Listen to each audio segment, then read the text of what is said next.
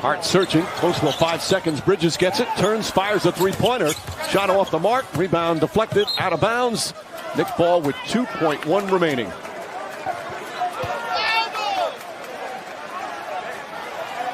Well, some of the crowd now heading for the exits.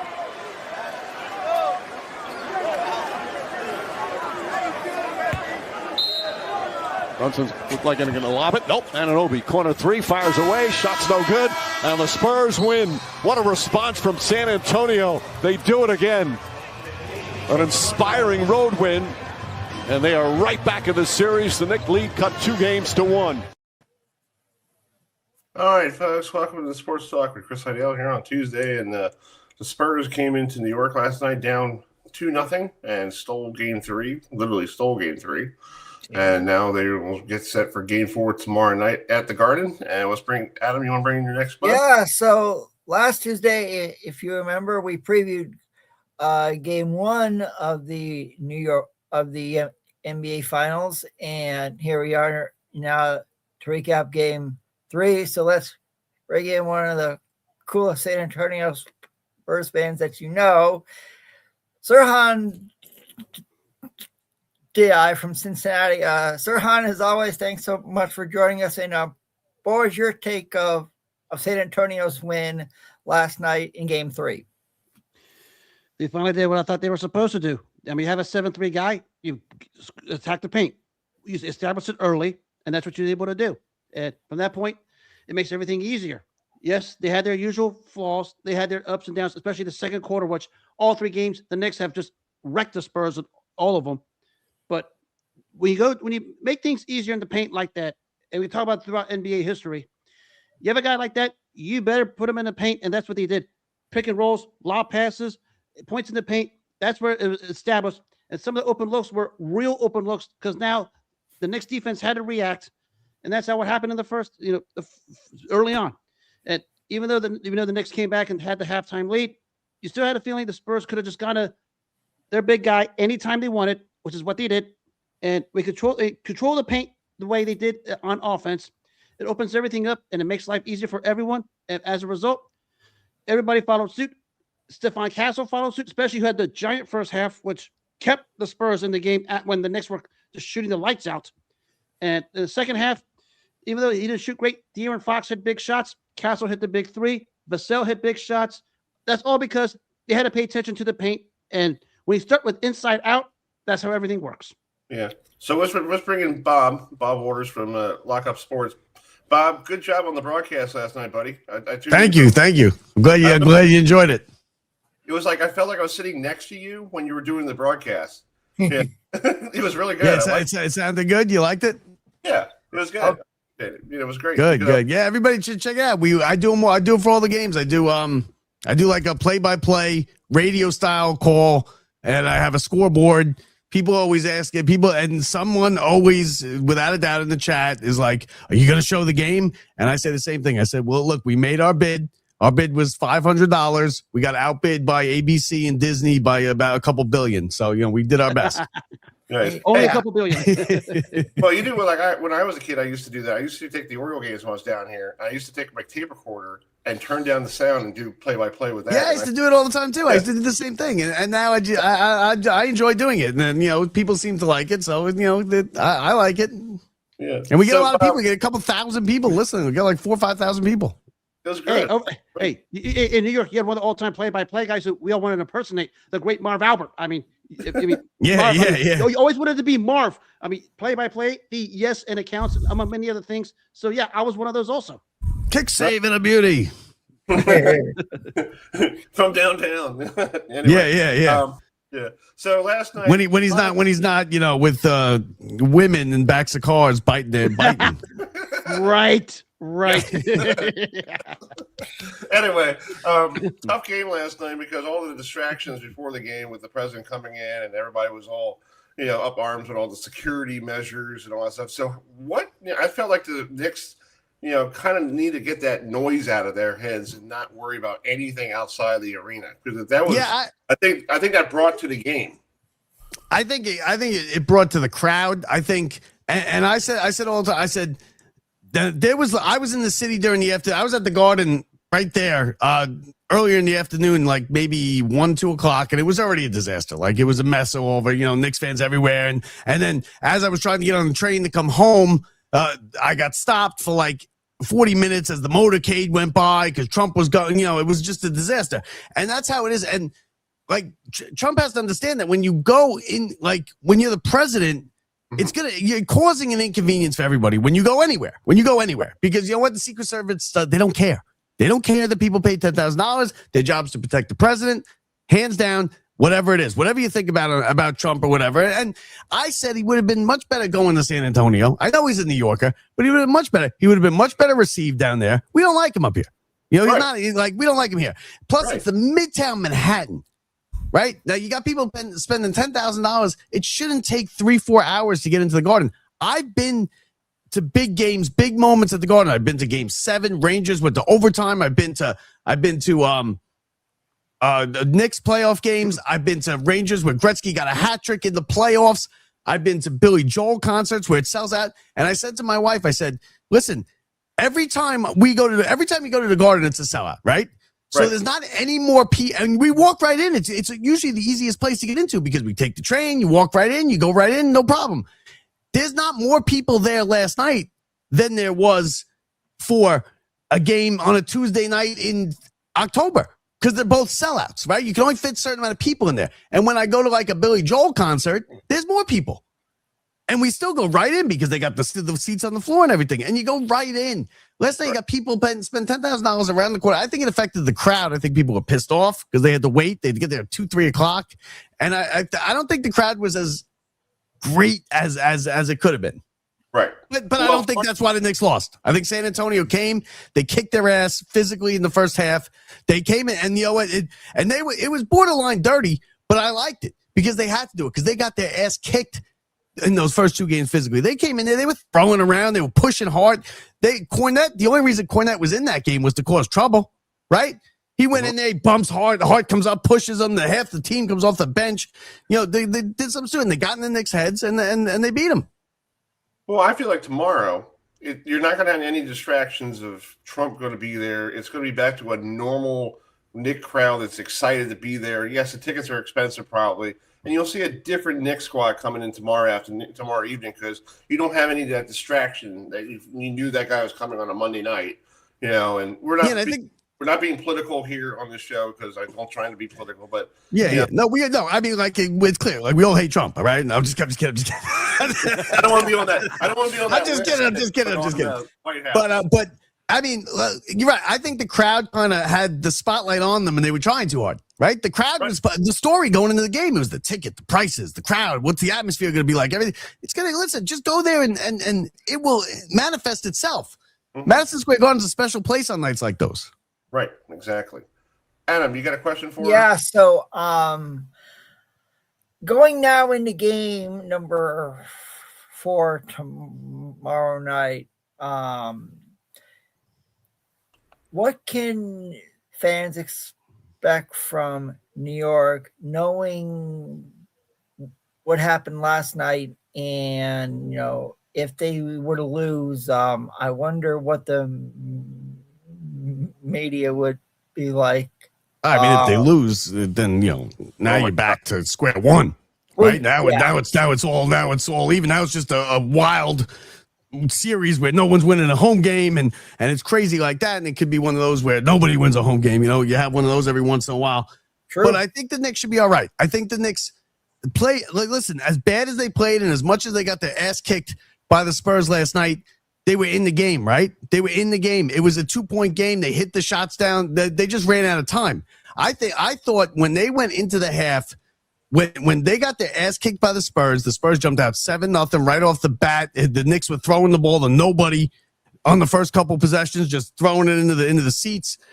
I thought that the Knicks, the fact that they took the Spurs punches and they took the beating and they took their best punch and they had a 6-point lead at half. I thought the Spurs would go in the locker room and be like, what do we got to do? What do we got to do to beat this team?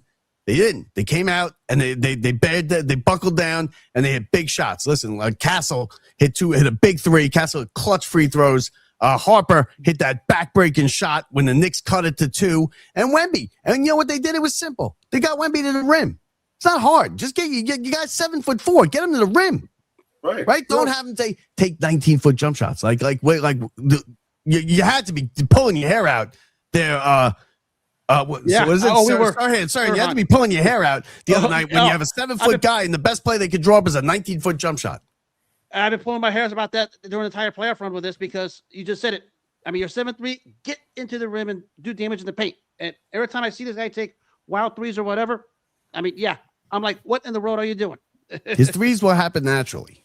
Yeah. Yeah. I mean, the point is not he can or can't shoot. It's his strength is 7'3" in the paint, and you saw it early on. He's a foot bigger than everybody on the floor. Right. Yeah. It's like basic stuff here. Play like a 7'5", not 6'5". Right. Yeah. Oh, I found something on Facebook today or Twitter. There's a stat from yesterday. Let me pull this up if this thing works up here. Look at the free throws in this series. Like the Knicks last night, in the second half, the Spurs had more free throws than the Knicks did. And, Coach Brown was upset about that because he goes like, how can you officiate that the other team has more free throws than the home team? And I guess the refs were like trying to get San Antonio to win a game. The refs aren't trying. That's the conspiracy theory stuff. Refs aren't. Listen, San Antonio, there was one in the first half where Castle got smashed in the face, he was basically parallel to the ground, and he somehow got it in for a 3-point play. The refs are there. The refs, the last thing they want is you asking that question on this show the next day. That's the last thing they want, because then I think the conspiracy theories come out. The NBA wants this, wants it to go 7. They want Wemby. Listen, you know what the NBA wants? They want the Knicks. Everyone always thinks, it's screw the New York teams. The New York teams is what they want. Look at that atmosphere last night. Look at the hubbubaloo that it caused. Look at the ratings, the television ratings. They want New York to win. Yeah, it's going up on ESPN. I just got the email for Game 2. They had the most viewership since 2018. That's pretty good. What do you think? Of course they did. It was New York. What do you think they won? It's Cleveland and San Antonio. No offense to San Antonio, but that's not exactly a television market that they want. Never has been. No, of course not. No, of course not. It's also like if you're the NBA, you want to have New York, Los Angeles, Boston, every year. Philadelphia. Philadelphia, kind of has a good ratings with their fans, just like New York. But if you have somebody like Cleveland taking on Orlando, it's like it's the worst. Nobody's watching. It's like nobody's watching. It's like the World Series, the Royals and Cardinals in '85. Who won? Yeah, they want the Yankees. They want the Mets.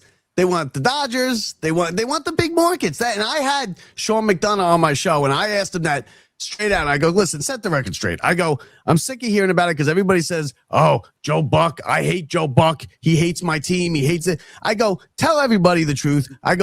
He goes, no. He goes, I want the Rangers because it's New York City. It's Madison Square Garden. He goes, it's the biggest thing. He goes, and I don't care who wins. I want a tight game. That's all they want. Now, Mike Breen might want the Knicks. Mike Breen's rooting for the Knicks, but that he's a Knick guy through and through. Right. Bang. We had Steve Lyons on last week. We asked him a similar question about baseball because he was doing Fox, and he goes, Fox wants the Yankees, Red Sox, of course, on their broadcast. Yeah. They don't care who wins. Yeah, and I said to him, ALCS that rating that took care of that part of it. Yeah, the ratings. Yeah, I love it when Joe Buck's rooting against my team, and he's like, no, he's not. He's rooting for a close game. He doesn't care who wins. He doesn't care who wins. He wants the game. He wants people to stay with the game to the end. That's it. Bingo. And bigger ratings. Yeah, I talked to Josh Loon one time, and he said to me, if the Red Sox Yankee game on Fox at 4:00 is a blowout, say the Yankees are blowing out the Red Sox, Fox broadcast is screwed because who wants to go watch the Marlins taking on the Brewers? Exactly. Right. Oh yeah. That's like let's go to regional action. No, thank you. Yeah, exactly. The NFL is the one that might be different, just because, I'm not watching Cardinals Indians on a Tuesday night, right? But you'll watch Rams Seahawks on a Thursday night. Everybody will, just because it's the NFL and they everything they touch turns to gold. But that's different. Different product. All right, Adam, you look like you got something. Go ahead. Yeah. So it's like, all right, Serhan, since you're a Spurs fan. Now it's cut to 2-1. What do you expect San Antonio to do tomorrow night? In Game 4. Well, they got to duplicate what they did early on. As all three you just said, you're 7-3, get in the paint, do damage. I expect that to continue. You got to do a better job of trying to find some form of answer for OG Anunoby, who's just absolutely train wrecked us for the first 3 games. Yes, Brunson's had his games. Cat was big in the first 2 games, especially Game 2 in San Antonio. But the one constant throughout this 3 games so far has been OG Anunoby on both sides. Got to find something to slow him down to some degree, because at that rate he's going, I mean, you can't keep Brunson and Cat down for long. If Anunoby gets going and one of the others get going, you can just hope and pray at that point, because then the Knicks become a real problem. Yeah, they played good defense last night. They did. You know what? Brunson did not have a good game last night. He got his points. He got his 30. He had a couple big shots, Captain Clutch, whatnot. But he wasn't like, you're not watching the game. Usually you watch the game, you're like, wow, Brunson. You didn't say that to yourself. You didn't say that to yourself the night before either, Game 2. But the Knicks were able to overcome it because their bench came out and killed it. The bench for San Antonio came out and played better. You had Shamet last night, couldn't hit the broadside of a barn. You kept giving, you somehow, and I thought you were crazy for it, you kept Hart wide open. And even when he was ripping threes, you stuck with the plan, leaving Wemby kind of back playing a safety center field, and it worked for you. You let Hart go and get his points. And Mikal Bridges was invisible last night. The Knicks, they didn't play a good game, but they were still close. Mm-hmm. They were still close.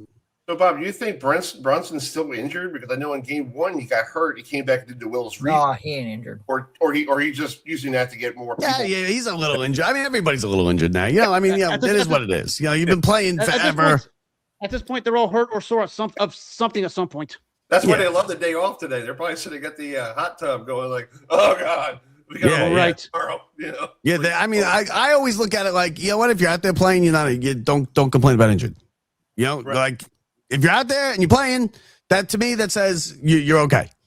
I don't want to hear it as an excuse. If you go out there and you play, I don't want to hear it as an excuse. And Willis Reed went out there. He only played 3 minutes of that game. A lot of people don't realize he went out there, hit 2 shots, and then hit the bench. Right. But give the Spurs credit. They kicked the Knicks' ass last night. They came out, they played well. I was impressed with Wemby. Because I thought he was kind of weak, soft. He was being baby. He was crying and stuff. I came out. He played a man's game last night, and he looked the part. Yeah. So what does the Knicks got to do to rebound for tomorrow? You got a 2-game lead at home, 2-1. Game 4, Game 5 will still be at Madison Square Garden. So if you win Game 4, you set yourself up for a 3-1 lead, and you could actually possibly lock this thing up over the weekend. Or they go to San Antonio for 5. Game 5 to San Antonio. Yeah, they changed the format about a decade ago. Yeah, the 2-3, the 2-3-2 is terrible. Oh, it was. I agree. It's not fair. I never liked it. Not fair. Never it's was. Not fair. Because you can't win it. You can't win if you're the road team, basically, in the first 2. So it's 2-2, 1-1. Yep. Yes. That's stupid. It's not stupid. That's the best way to do it. It isn't. I'm thinking baseball. You got the 2 games at home. Baseball, and by the way, I think baseball is 2-2, 1-1 now too. Yeah, it is. Maybe because the series, not the World Series. No, I think all of them. We'll check it. We'll check on that. because Game 6 last year was in LA, I think, and then Game 7 was in Toronto. That's right. Right, you're right. Yeah. That's right. It's the most fair way to do it. Because if you do 2-3-2, that means the team that doesn't have the home court has to basically, if they don't win in 5, they can't win at home. Right. And it makes it kind of hard to win, when you're doing it like that. And with the travel, they're flying these chartered jets all over the place. Yeah. Like, I don't want to hear the travel. 6 hours in a chartered jet, like they're not flying Spirit. Like I heard the story over the weekend about the Angels used to play the Yankees, and Steinbrenner always had a night game, and the next day he'll have a day game right after a night game. So the Angels, who flew cross country to Yankee Stadium, will play a night game on Monday, and then they have a day game on Tuesday, and they're like, "Oh my God, the time zone!" They have no idea what's going on. But with the crowd, I think the crowd. I mean, I've been, like I said, Madison Square Garden on nights like that where it's a big night where like. I've seen it. I've been there for big moments. Like I said, Game 7, overtime Rangers. I've been there for multiple playoff games where it's been big time, like big nights at Madison Square Garden, and it's different and it feels different. Last night was, but I saw some kid do a reel when he came out, 20-something years old. He goes, that wasn't worth $9,000. Now, obviously, it would have never, unless he got to go out there and play the last 2 minutes, it probably would have never been worth $9,000. But he said, even if the Knicks came back, it wasn't a crowd. I've seen better crowds, is what he said, at the Garden. Mm-hmm. And to me, I mean, I think it got too overhyped. I think it got overhyped. Yeah, I think they did. And like you said, tomorrow, Game 4 will be back to NBA Finals. Everybody's going to be jumped and jolted, ready to go. There's no distraction of anybody showing up there. Maybe, somebody famous might show up, like some Nick will probably show up from. Yeah, you had ridiculous figure. Jimmy Johnson. What's Jimmy Johnson doing there? And and Robert Kraft and well, what are they doing there? Like, I get it. They want to go there and then and everything, and that's fine. We're not going to sit in those seats anyway. But come on, like it was just too much. It was too much. It got overhyped, and I think it couldn't. No way it could live up to what the people expected. Yeah, it was like a sideshow last night. It was like it was. You're there, and Eli Manning was there, and then folks from Law and Order SGU was there. Yeah, well, she's always there. No, she's a real deal. Her and Brunson are like they're like, she's a hardcore Brunson fan, if I'm correct. Brunson's the gay best friend with her. Oh, okay. That's the way to put it. That's good. I like that. Mariska Haggerty. Live. Yeah. Wow. That's awesome. I love that. Adam, you have one more question for sure. So last night, obviously the ratings were going to skyrocket, from this game. So starting with you, sir. We know about Wemby and how good he is. Who are some other stars, that really aren't getting attention that you think could sneak up and have a good game tomorrow night? Well, he's starting to get there, but he's not totally there yet. It's still Dylan Harper. I mean, but we go back to that game in Portland where the guy just trash talked him, got teed up, and then Dylan Harper just went circa Manu Ginobili of the peak years of the Spurs all over him. He's starting to come around. Yes, he's still hit and miss, and people want to see him start. I think he's fine in his role. The kid is only 20, and the stars are still bright for this kid. Everybody talks about Castle, rightfully and understandably so. But if he steps up like he's capable of, then we have a real big three that might do something over the next several years. That's a guy you need to keep on, not just for the rest of the series, but keep it on throughout his tenure here in San Antonio. That's true. Well, gentlemen, I think it's going to be a good Game 4 tomorrow. Watch out for Champenny. He knows this court. He's played a million games here. I've watched him a long time in St. John's. He's a streaky shooter. I don't know what happened in the second half of Game 1, but he could catch fire and watch out. And if it went for shooting that regular season win here, you guys would have beaten us there too, because he 11 threes against you guys in that regular season one. Yeah. He did. He hit 11 threes. Yeah. And his story exactly. If you remember a guy here named Danny Green, exactly like Danny Green, how he got here and how he plays a role. Exactly like him. Nice. Well, gentlemen, I appreciate you joining us tonight. And Bob, I want to play your clip of your broadcast so if people want to hear it. I found an old one. I didn't find play. And so here it is, folks. 4 for 12 for San Antonio. Knicks yet to shoot a free throw in that first quarter. The rebounds, 16 for San Antonio, 13 for the Knicks. Knicks have 6 assists to the 5 for San Antonio. The turnovers are 3 for the Knicks, 2 for San Antonio. And your player stats for that first quarter, Josh Hart, 2 points. He looked good early. Anunoby's got 5. Towns with 4. Brunson only 3 points before he left the game with that knee injury, but he left in the last minute and a half, so he did play 11 minutes in the first quarter. He played the majority of the first quarter. Shamet hit a 3. Bridges with 2 points on that follow, and Deuce McBride, 4 minutes, no points. Just not a great first quarter for the Knicks. Really have not picked up where they left off. I'll tell you that much. And that's what you were hoping for. But plenty of time to go. Again, Knicks trail 27-19. 12 minutes in the books. Are you concerned if you're the Knicks? Listen, you're concerned. Very good, Bob. Good job. Oh, you're muted there, buddy. Sorry, excellent job. Excellent. Yeah, I'll be if I get a chance to see it, I'll be listening. Yeah. Hold on, he's muted. Oh, he's trying to record himself. Oh, shut. Hi, Chris. Yeah. Excellent job. Excellent job. Yep. Yes, Bob. I'll be watching, tomorrow night on your stream. So you never know. I mean, it's called what if the Locked Up if the Sports. next word of Yeah, he's muted. I don't know if it's working. So let me tell him. Yeah. Your mic's not working. who? Bob's. Yeah. I got it. There it is.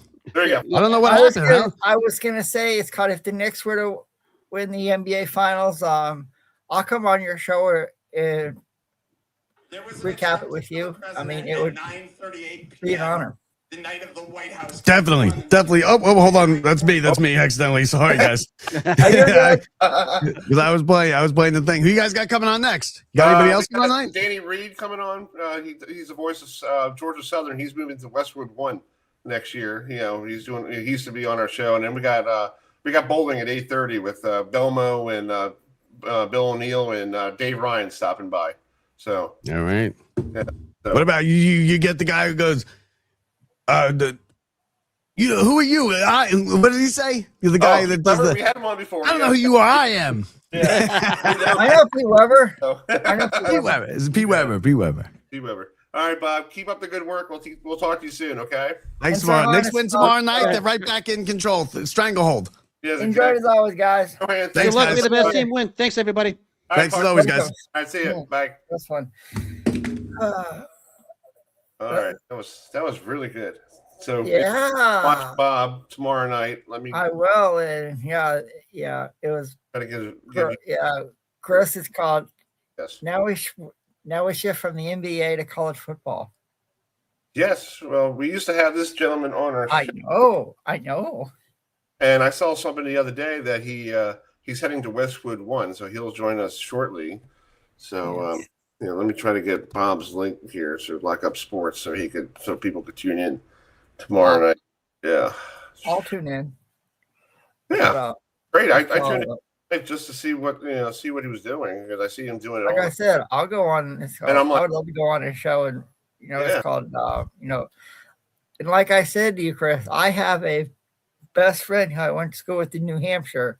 Mhm. It's called. He now lives in New York, and he is a Knicks fan. So I've told him, I was like, well, I'm pulling for San Antonio, so he knows. But hey, if the Knicks win, I'll be happy.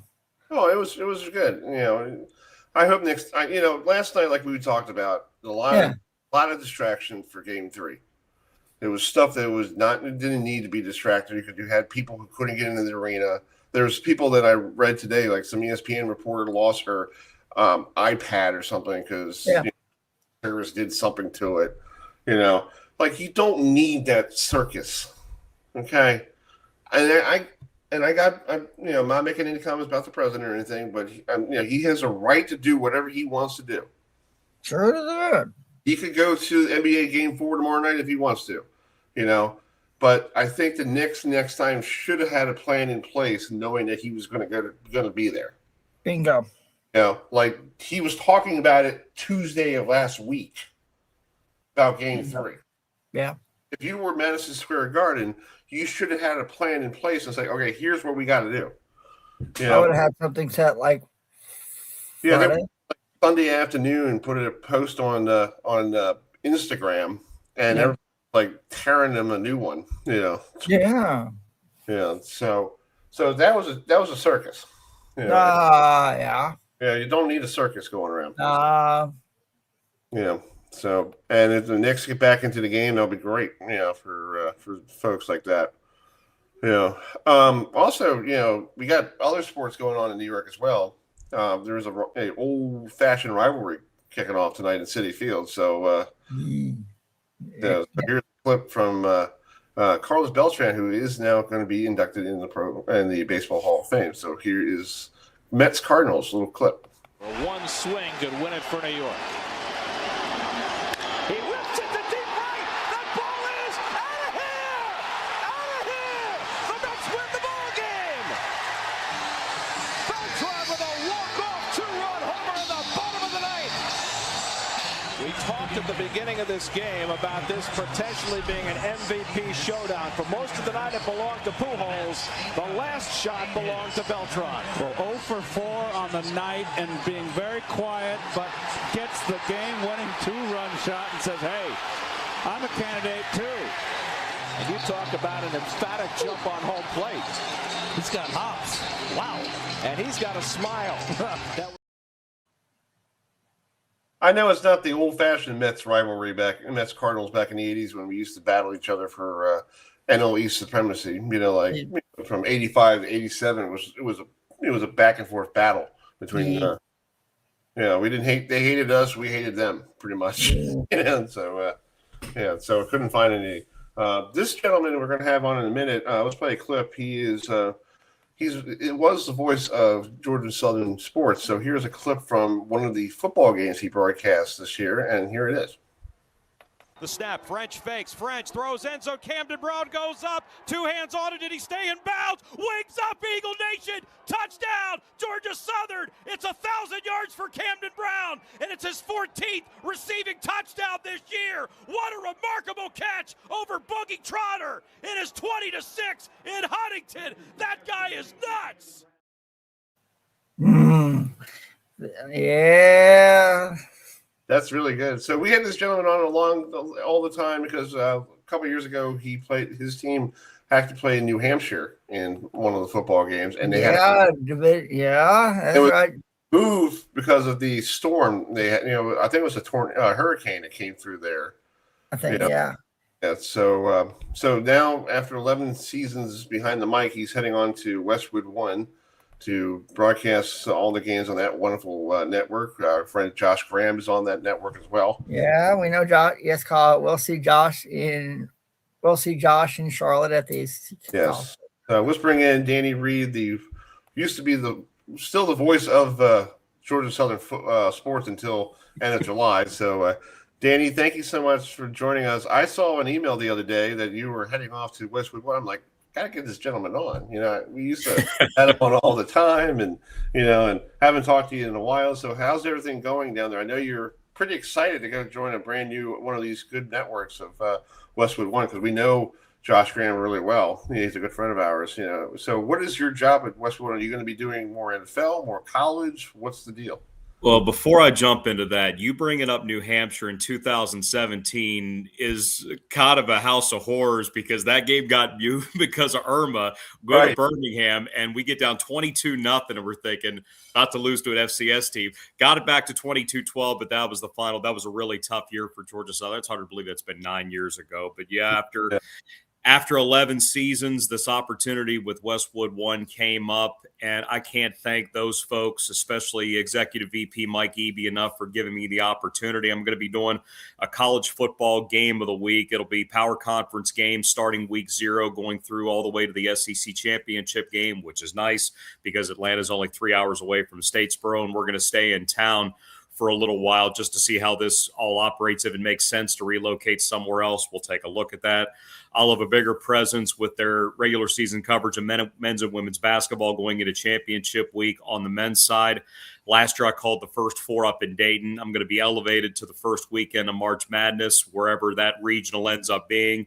I'll keep my assignments with the Sweet 16 and Elite 8 on the women's side.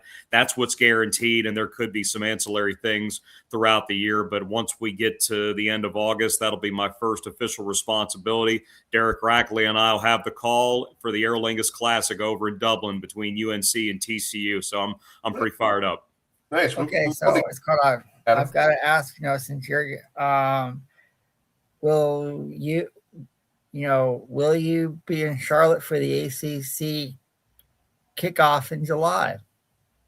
I will not be there for that. We only have the 2 ACC games and the one being in Ireland. Actually, I think one of the games on the schedule is Notre Dame at UNC, which is going to be a spectacle in and of itself. But that's not an assignment I'll have to go to the ACC Media Days. I'm actually not going to go to Sunbelt Media Days for the first time since I'm going to be leaving the position at Georgia Southern on July 31st. That media day is just the week before, but that'll be the first one I've missed since 2016.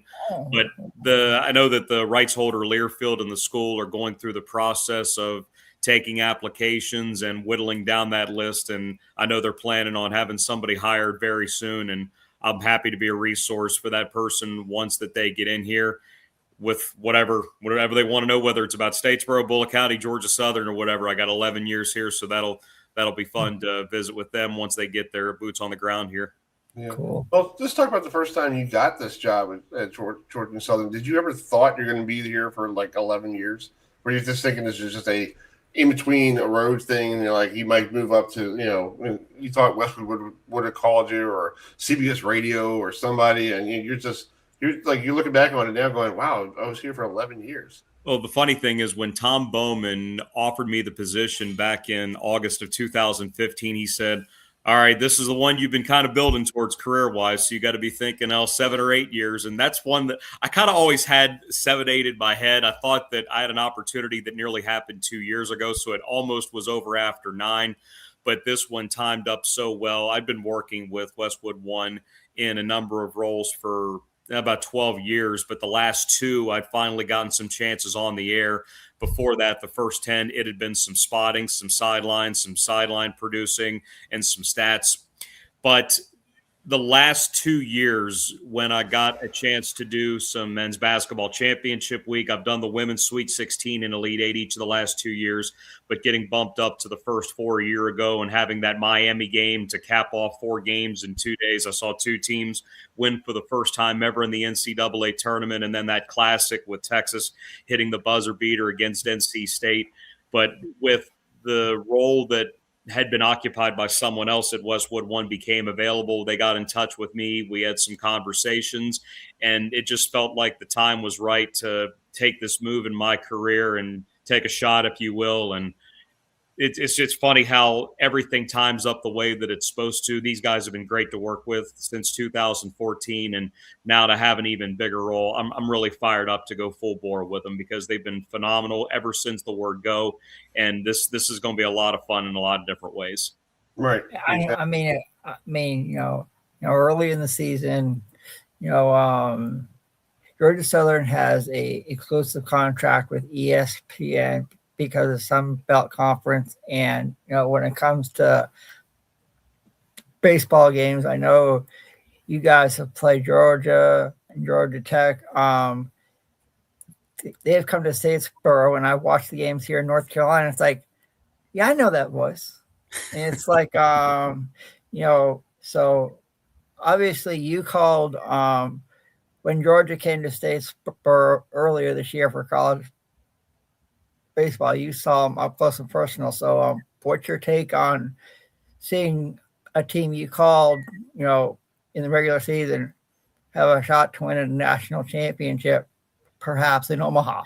Well, watching them last year, it was a team that could hit a home run at any time off of anybody, and they can still do that to a degree. But I think the pitching is making the difference for them this year. And I say that when that super regional with Mississippi State had 21 home runs in 2 games, but they got outs when they needed to. And they haven't won it all since 1990. That's actually the last time that Georgia Southern got to Omaha. The last time they got their period was 08. Yes. That was the Gordon Beckham team when Fresno went on its miracle run. Yes. But if I don't like admitting this still as a Georgia Southern guy, but if I'm picking somebody to win the national championship, I would give Georgia the nod. I think they got too much going for them. As long as they live up to the billing, I think that they're going to win it all. Right. Yeah. I mean, it's like, and also, now you call, so, what were some of your favorite memories of calling Georgia Southern football when they were as a member of the Sun Belt Conference? Over the last 11 years, any time you beat App State is a big deal for Eagle fans. That's their rival going back so long because they came up together from the SoCon, and oftentimes one was going through the other to win a national championship at the 1AA and the FCS level. The wins against them in 18 and 19 and 22, beating them twice this year, took them down on a Thursday night up in Boone. And then the craziness that happened with the bowl schedule where Georgia Southern didn't have an opponent. They were the last team to get announced for the Birmingham Bowl. And then they had to sit there for another couple of hours as they went down the list of the APR schools. And everybody kept saying no until App State said, wait a minute, we get to go to a bowl game at 5-7 and we get to play our arch rival. Yeah, we're in. Now, granted, that went well for Georgia Southern. They won the game 29-10. And anytime you can beat App is a big deal. But taking down Nebraska in 2022 when they missed a field goal at the end of the game. I grew up a Nebraska fan, so that was somewhat conflicting in a way. But to know that your team beat a power conference school was an awesome thing. That was one of the three big wins in 2022 with the App State game, getting the Eagles to bowl eligibility. But JMU came to Paulson Stadium as a ranked team for the first time after they had just moved up. They were undefeated, and Georgia Southern got that dramatic win. They came back from being down 14-0 early. There's so many players, so many coaches, so many memories. It's hard to single out anything else that's not App State, which is good for an Eagle fan. But those games and those moments are ones I'll always want to talk about, and they're just so important for how people view Georgia Southern and, well, how the present's going to become the future, I guess. Yeah, I mean, I live in North Carolina, Danny, so it's like, folks, if you don't know about the Georgia Southern App State rivalry, it's a rivalry that needs to be talked about a lot more, because you mentioned the SoCon. It was either Georgia Southern or App State always won the SoCon title, and it was I remember those games you talked about, and I was like, those. As someone who lives a few hours away, I know those. I remember those games quite well, Danny.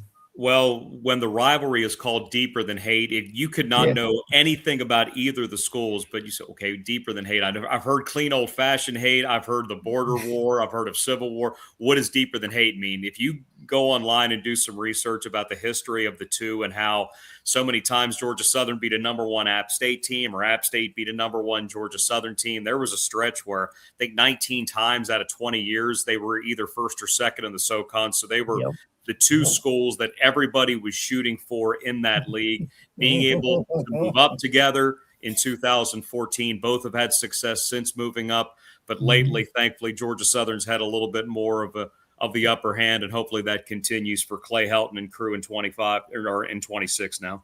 Yeah. Well, I got to ask you that ACC game against North Carolina and TCU. You get a chance to meet Belichick twice. So, you have any questions for Belichick? Like, we saw him last year at the ACC kickoff. It looked like I walked down the aisle. It looked like people were sitting and waiting for him to come into the media room. It looked like Taylor Swift walking by. Yeah, I'm like, like everybody was so like waiting for Bill Belichick, and we found out that Bill was there all day long, sitting in a room. I'm like, why do you have a guy there at 9 o'clock in the morning, hiding? Get him out of there, quickly. It's true, Danny. Yeah. I'm just wondering if I should take my best or my worst hoodie to Dublin in the case that I might run into him on the field. I don't know that I want to wear my best, but if he sees somebody that looks like him, they might calm him down a little bit since he's so far away. But I know that they really need to have a big year, and everybody wants to look back at that opening drive from the first game last year where they went right down the field at 7-0, and everybody's got them in the CFP, and then a couple hours later, TCU was walking away with a convincing win, and North Carolina was a lot more down and up that year, and I know TCU's looking for a bounce-back year as well. Right. There's not going to be a shortage of things to talk about once we get over across the pond. Yeah. Well, I was waiting for him to do last year with the president. We're on to Miami. Yeah. I was waiting for the one of those lines, but he was pretty cool. I had a chance to talk to him after the microphone and all this stuff, and because he knows Dave Petramala, who used to be the Hopkins lacrosse coach here. and they were best buds, and they're in North Carolina. And I said, what about, talk about your good friend Dave Petromellic. I just talked to him. He goes, oh, you know Dave? I'm like, yeah, Dave's pretty cool. He goes, he's a great guy. And him and I were just talking for like 5 minutes of just, shooting the shit. I'm like, cool. Like that's fine with me. I don't, I wish I recorded it. That would be great, but I didn't want One thing I've noticed about talking with coaches, they get the same question so often, so they go into autopilot. If you could find a way to get them off of that by bringing up something they haven't talked about for a while or something that they may not have. How did you know that? And then it's immediately, okay, now they've got to start thinking instead of the prepared answer I've given 1,000 times. It's the, well, it's funny you bring that up, da-da-da. And then 10 minutes later, you're, oh, well, appreciate you stopping by. Well, here's bring up when they just the Savannah Bananas, the banana people were in Chapel Hill, and he was one of the first base coach, and he was there with his hoodie on, with his hat for the Bananas, and he had to call for a challenge or something. I'm going to ask him that question. He might perk up and go, "Hey, you watched the game?" I was like, "Yeah, because I know who you are." But people ask Danny, you probably see this all the time. They ask the dumbest, stupid questions all the time, and you don't want to get the coach upset when he's sitting around people. You want him to be happy and joyful and all that stuff. And if you have something totally different, he will perk up and give you something really a good 2-minute soundbite.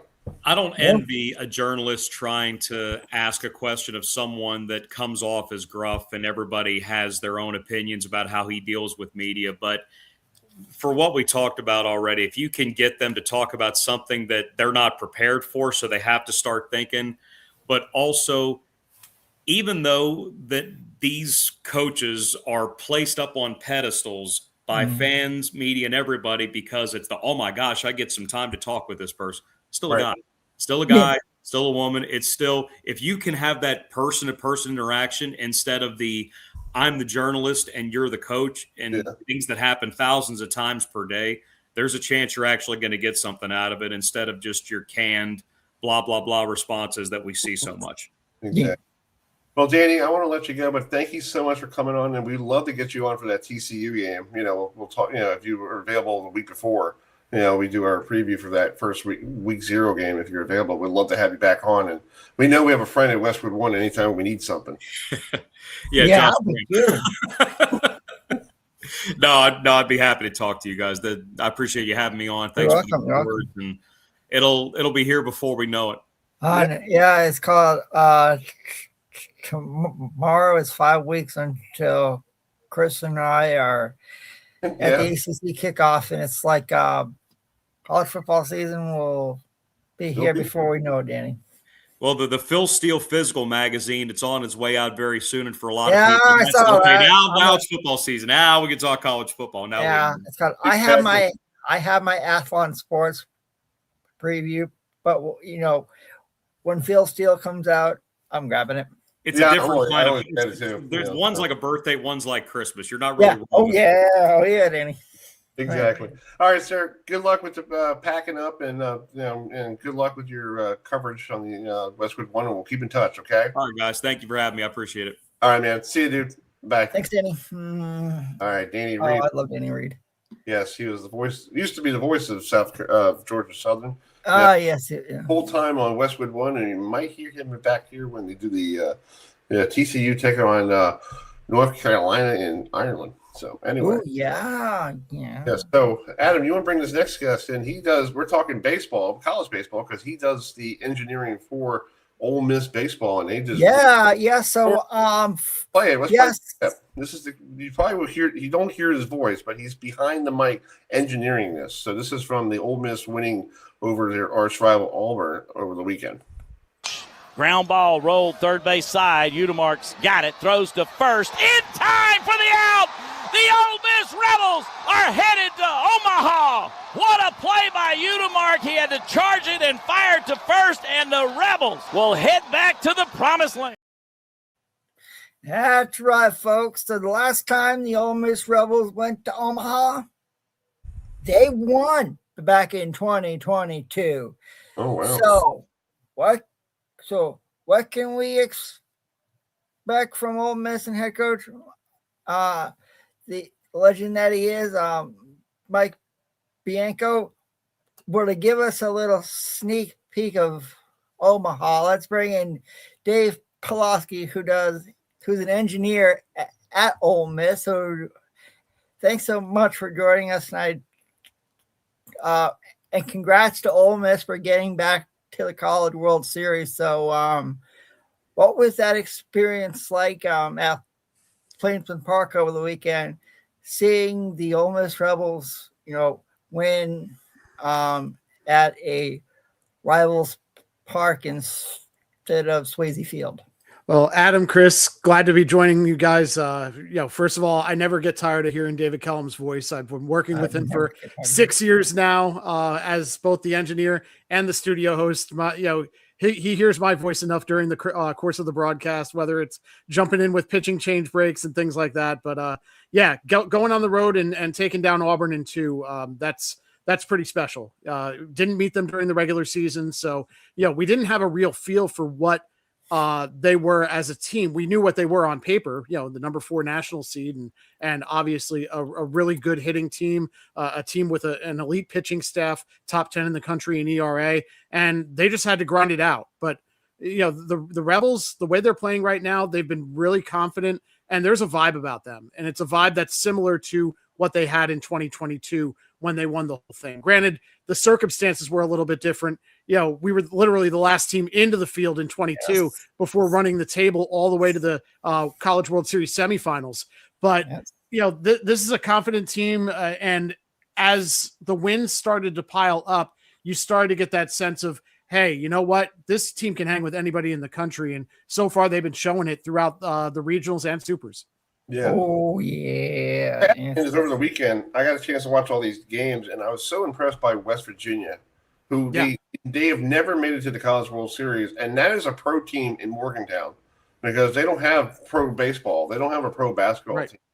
And that place was in unison. There was people sitting on the grass, sitting in parking lots, and I was there for one of the West Virginia football games. Mm-hmm. I know how big the crowd is. Yeah, so it's pretty interesting how they all came out, and they just took Cal Poly and put him behind the woodshed. It was just like they pounded him. It was like 14-1 in the 3rd inning, and I'm like, I'm going to turn it to a different game, probably. Yeah, that was a rite of passage for West Virginia because they made it to the Supers in 24. They got swept by Carolina in Chapel Hill. I was at both of those games, and West Virginia played them tough. The Mountaineers were right there at the end in both of those games, and the Tar Heels had the moxie to come away with the win because they'd had that experience before going to the College World Series. It's almost like when you get to that point, you kind of have to learn how to win in those situations. So West Virginia, came up short in Chapel Hill in 24. Then they faced the eventual national champion last year in LSU in Baton Rouge. And there's kind of another, a growing pain and a growth curve that comes with that. And now, being a chance to host that super regional against Cal Poly, they were out there guns a-blazing. And it's amazing to see what has happened to that West Virginia program, even in the last 10 years, because I played against West Virginia in college when I was at Ohio 25 years ago. There were maybe 100, 200 people in the stands when we would go to Morgantown and play them. Wow. Maybe. And that's being generous. And we used to hold our own against them as a MAC school. So to see what West Virginia does now compared to then, it's really astonishing, and it's really a tribute to what Randy Mazey started and what has continued with the new head coach. Well, we should Danny Reed. We just had him on. You guys, West Virginia played Georgia Southern this year. The first 3 games of the season, and then they played pretty well. And I'm looking here. I think Towson, Adam. I think Towson played. I think Towson did play West Virginia. Mm-hmm. Yeah, so so we got to get Coach Tyler on. Maybe he could give us some insight of what he saw out there in Morgantown. But that's a surprising little team there. And that's a quiet, if you're making a ballot, to pick who's going to be in the championship at the College World Series. I think West Virginia might be one of those teams that will show up and you're like, huh? Are they playing for a title? What's the deal? Hey, how about 2 first-timers playing in Omaha against each other in Troy and West Virginia, going head-to-head in that first game? Hey, it's called, and get this, what Troy did to get to the Super Regionals when you knock off Florida at their own ballpark, you knocked off another powerhouse team in Miami who was also there. Yeah, that's says something. And it's like when I saw Troy, I was like, who are these people? And then it's like, if you don't know Troy baseball now, then you need to. But looking at you guys on Friday night, you got to take on a very dangerous North Carolina Tar Heel team who had to go into 3 games to take down the USC Trojans, and they won it on a walk-off. So what are some of the keys for Ole Miss, to stop the hot team that is the Tar Heels from Chapel Hill? Yeah, I mean, not only do I get the chance to, be with Ole Miss throughout the season, but I also get to call a lot of ACC baseball. So Okay. I was in Charlotte, called a couple of Carolina's games in the ACC tournament all the way through the championship game. I was a couple of spots down from Dave Nathan, doing my own thing. And, seeing Carolina in person, when you look at the offense on paper, it's not the most impressive when you look at the stats. Right. But the way that they put together at bats and the way that they work counts and the way that they handle fundamentals, they're very, very good. And then you throw in the pitching, which is elite, top 10 in the country. Their defense is elite, top 10 in the country. It's going to be a challenge for Ole Miss for sure. But the one thing I could say about the Rebels is that they have the arms to match Carolina, at least in the starting rotation. You think of Hunter Elliott. You think of Taylor Rabe, who has really come on during the last 5 or so weeks of the season. And then you have Cade Townsend as a third starter. That's a pretty good group of arms right there. And when you look, I think I saw ESPN's graphic saying that the Ole Miss pitching staff has the second highest fastball rate in terms of miles an hour in the field. Wow. In the field of 8 for the College World Series. I want to say it was Alabama that was first. I think so, yeah. But Ole Miss was a close second. I think their average fastball is somewhere around 93.7, something to that effect. But you have Hunter, who has that big game experience, pitched in the national championship in 22, and a guy who has really been a godsend for them on the back end has been Walker Hooks, the closer. And he's not your typical closer. He's not a guy who comes in fireballing, throwing 99. He'll throw his 90, 91, 92, but he also has a great changeup. And he will pitch off of that, and it'll make the fastball look that much better. And that's one of the reasons why the Rebel bullpen has been solidified this year, because of what Walker's done on the back end. Oh, and and we can't forget about the head coach and Mike Bianco. I mean, it's called, when you think, some of the greatest college baseball coaches of all time, you've got to put him up there. I mean, I would put him up there with Augie Garrido, Skip Pertman, Jim Morris from Miami. It's like he has been the face of Ole Miss baseball for a long time, and it's like and if you guys have never attended a Ole Miss baseball game at Swayze Field,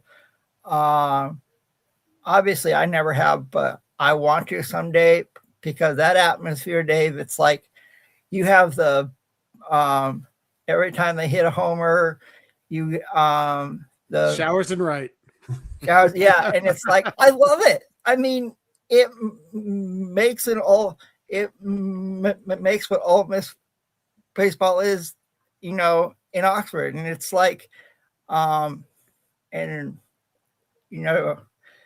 it's been an incredible ride so far for you guys, and hoping you guys, last time you were there, you won it all. So maybe, I don't know.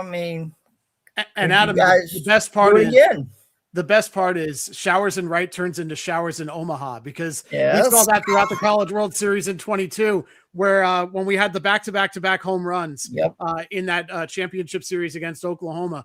I mean, people were running out of drinks, and they were just throwing them all over the bleachers out there at Charles Schwab. It was an amazing experience and sight, even from the studio. And, who knows? Hopefully we can replicate that. But, yeah, it's going to be a tough first test against Carolina, and you can't sleep on West Virginia and Troy on that side of the bracket either. And then, of course, on the other side, it's the SEC tournament, right? Yeah. It's Alabama, Oklahoma, Texas, and Georgia all on that right side of the bracket. It's wild to think. And we played Georgia, we played Texas during the season, played Alabama, didn't play Oklahoma this year.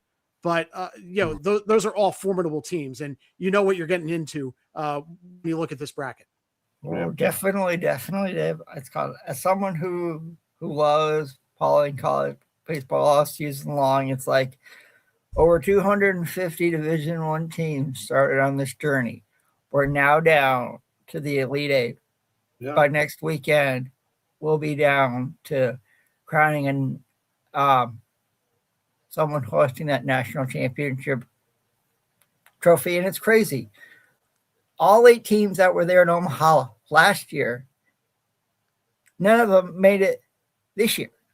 And it's like, you want parity in college sports, you have it in college baseball. And it's like, that's why I love watching. Yeah, it's such a great sport. It's such a great thing to be a part of. And if you're playing June baseball, you've had a successful season. That's the bottom line. It's not national championship or bust, because anything can happen and we've seen it. Anything could happen when you get to regionals and super regionals. Who would have guessed UCLA losing to St. Mary's twice? Right. In a double elimination format. Nobody could have had that on their bingo card at all. And that's why Cal probably had to go to West Virginia, because of what happened. And don't forget about what happened to Georgia Tech. Walk-off homer, Oklahoma beat them in Atlanta on a walk-off homer. And then they had to go to Lawrence, Kansas, out of all places. And it was like, huh? You thought it was like a basketball series, but no. Kansas was in the Super Regionals, and, yes, Oklahoma won, but still, to see the Kansas Jayhawks make it that far in college baseball, that's like incredible. Yeah. Right. I mean, having seen Georgia Tech in the ACC tournament, I mean, they made a believer in me. I thought they had a stacked team. That offense is unreal. The pitching was good enough. You had Mason Patel on the back end closing out games. Tate McKee has been phenomenal for them for the last 2 years. You could have maybe questioned their pitching depth a little bit, but I thought the offense was enough to get them to Omaha. And facing an Oklahoma team that was down near the bottom of the SEC in home runs, they end up busting out 13 over the last 2 weeks in the regionals and supers. It's wild to see what they have been able to do, just turning on the switch and turning up the power. Yeah, absolutely.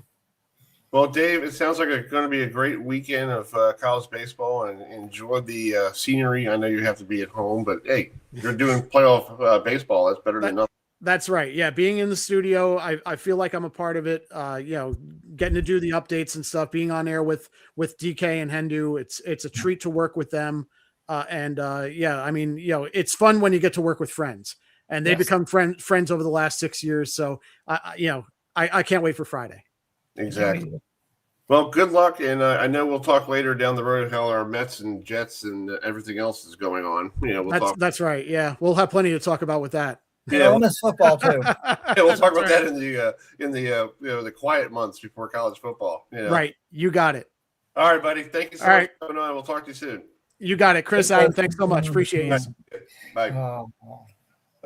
That's Dave Polaski, who does the engineering for Ole Miss baseball. You can listen to him probably on his engineering skills on XM Radio when they play, for Ole Miss baseball. I think we'll find the channel for you guys later. Yeah. All right. So next week, this week coming up. Chris, can I do the intro? Yeah, we're still waiting for Belmo. I don't know what's going on, but we got our good friend Dave Ryan and Bill O'Neill. So this week the PBA Tour rolls into newly renamed AMF Thunderbolt lanes for the last major of the season. 9 go in, but only 1 survives. You can watch all the action this weekend on the CBS Sports Network and CBS Sports. And you will hear this guy along with Kyle Sherman doing the play-by-play. Let's bring in Dave Rhino Ryan and one of the stars that he will be, seeing out there. He is the real deal himself. I appreciate the intro. Thank you, guys. Good to be part of it. Yes. Yeah. I see the Hall of Famer there, Billy O'Neill. Hey, Bill. What's up, man? Dave, how you doing, man? Looking forward to seeing you. I'm doing great, buddy, as always. I hope your family's well. Everybody's good, man. You too. I'm still waiting for Jason. What's up, guys? How we doing? Everyone cool? Yeah, I'm ready for Saturday. Got a big event this weekend. Got a big one this weekend. Can't wait. I'm ready for Saturday. So, Bill, let's talking to you. You're in this bracket, for the World Championship. You got to bowl first on Saturday to actually. Are you? No, I'm the 3rd seed, so okay. I'm on the You got to sit around. But what do you have to do to keep yourself mentally focused, knowing that you got to wait for who's going to be you're going to bowl against? You're going to get the 4 or 5, the winner of the 4 or 5 seed, and you're like, I know these people real well because you see them all the time on qualifying. So what do you have to do to keep yourself fresh for this one day big tournament in Michigan? Well, I mean, even though there's 2 full shows and I'm on the 2nd one, it starts at 1:00, so it is more of a normal time. So I will be able to, get there at a normal time. I won't have to be there, crazy early and just sitting around thinking about what I'm going to do. And, I've been doing this long enough. I take it how it comes. And I just get there and I go through my practice and see what's going on. I'll obviously watch the first show and see how the guys are playing the lanes in the beginning and how they transition and kind of take note of everything. And, just try to come up with the best game plan I can and stick to it. Okay. So the oil pattern is Anthony's 42. I've got to ask you a question. Go ahead, Adam. Well, we've seen the rookies shine this year on the PBA Tour with Alex Hoskins winning twice. You've had Brandon Bonta, Spencer Robarge. As someone who's a veteran, what's been your take on the rookies been so good?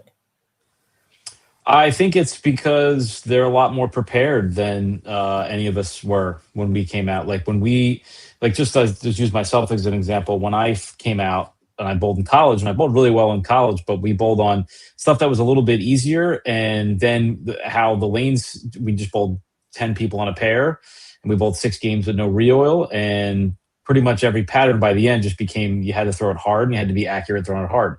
And I got really good at that. And then when I came on the tour, that was the opposite of how you had to bowl on the tour. Everything was a little slower, quite a bit slower, and just the speed wasn't an advantage for me. So I had to relearn how to bowl. And it took me a few years to be able to really learn how to do it at that high of a level. And the guys that are coming out now, it's just a lot easier for them because they're bowling on the same stuff we're bowling on, and it's all stuff that is advantageous to two-handed bowlers and people with certain ball rolls, and it's kind of how they grew up on that. And then so for people like me and got a lot of guys from my generation, we're now relearning how to bowl again because of just how the lanes play. Right, I agree. Well, Dave, good job with the whole day broadcast. The whole week in Minnesota. I totally enjoyed watching that on CBS Sports Network with Kyle. So, what's it like working with a kid? He's not a kid. He's I'm probably older than he is. But working with somebody like Kyle, who is a sensational broadcaster, he has a great channel with Kyle and Brad and all that stuff. What does he bring to your broadcast? Because I think he knows what he's. I'm really impressed that he knows what's going on. Same. I don't know. Is he still there? Hey guys, I apologize if anyone's asking me. Chris, I cannot hear you. Okay. I've got you, Billy. I've got you. I can't hear Chris. All right, let me try to. Can you hear me? Yes, I can't hear you, and I heard Billy. Fine. Okay, well, fine. So, what was the question? Sorry, was that to me, Chris? I apologize. Yeah. I can't hear him. I figured you were saying anything, Bill. No. I'll ask the question, Dave. So, what's it been like to work with Kyle Sherman this year? Oh, good question. Sherm's great. He's learning, I think, very quickly. Really bright guy, and I think all the experience with Brad and the YouTube channel leading into him doing TV has helped a lot. Like every pro, like Bill's done some TV too. I mean, the knowledge of the game is such a high level, and technically speaking, the understanding of how to portray that for the viewer, I think, is top notch with Kyle. He's got huge shoes to fill with Randy. Randy is one of my dearest friends, and will be, in my mind anyway. Bill, you might have other thoughts, but in my mind, Randy was the greatest ever in that chair of all the announcers there have been. Longest running and legendary in many ways. But I think Kyle's done a really nice job in year one, and what a great guy, what a great young guy. It's been a pleasure to work with. Yeah. Bill, can you hear me? Yeah. Okay. Let's talk about the oil pattern. It's Earl Anthony 42. So what do you do for yourself? Have you been practicing the last couple? I know you guys have been off for like 2-3 weeks. So what have you been doing keeping yourself fresh, ready to go? Yeah, I've been practicing on the pattern. Whether it's not going to play anything like what the center I've been bowling at. Who knows? I mean, I'm fully expecting it not to play anything like what we bowled on in Minnesota. So I'm just going out there completely blank slate, and just gonna see what happens when we get out there and start practicing. Yeah. So Dave, can you hear me now? Dave, can you hear Chris? Sorry guys, still can't hear Chris. All right, well, fine. It's called. Let's relate it to Adam. Adam, just take over the whole thing. I will. So, okay. So, it's obviously a 9-person stepladder final, and there are 2 shows. So, what are you? So, starting with you, Bill. What do you think the outcome? Do you like the 9-person stepladder final? Compared to what we're all used to, with the 5-man stepladder final? I don't really have a preference either way. I mean, I think I'd rather just be 5, but I mean, if the options are to get 4 more people on TV or not, then let's get 4 more people on TV, and I think that's cool for us as bowlers. And yeah, I mean, it doesn't really bother me that there's I qualified 3rd, so would I prefer to just be a 5-man? Yeah, sure. That doesn't bother me. But if I was 6th, I'd love a 9-man stepladder. So I think pretty much your opinions on it, obviously, is really just about where you end up in the tournament. All right, Dave. It's called, as a broadcaster. Yes. What's your take on the 9-man stepladder final? I love it. I think the drama, the build up to Bill's part of it as the 3rd seed is going to be incredibly exciting. Every match, every shot counts. We'll do our best in the booth to build up that drama and build up the intensity toward the championship match. Hopefully it's Bill and EJ. That'd be pretty amazing, Billy. What an opportunity for you. Good luck, man. I'm so excited to see you back on TV with us and in this huge, under the brightest lights possible for the World Championship. But from a TV standpoint, you guys, there's nothing better. I mean, having 2 shows, it's a big build-up show, and every shot and every match as we go along, the energy and the interest and the intensity and the passion is just going to grow. So from a TV standpoint, broadcaster standpoint, it's a dream come true. I love it. Oh, okay. All right, I'm going to do my Johnny Carson. Attention, Kmart shoppers. Can you hear me? I can hear you. Dave can't. I can tell in his face. I don't know what's going on. I have no Sorry, I got nothing. I got nothing, Bill. Well, I guess it'll just be Chris. I'll do it. Yeah, but Chris, you can ask me questions, and then Adam will ask Dave. All right, that work? Yeah. We'll just relay it. We'll relay it. Old school. Hey, yeah. That work. Yeah. All right. Okay, Adam, so go ahead. Ask him. Ask Dave.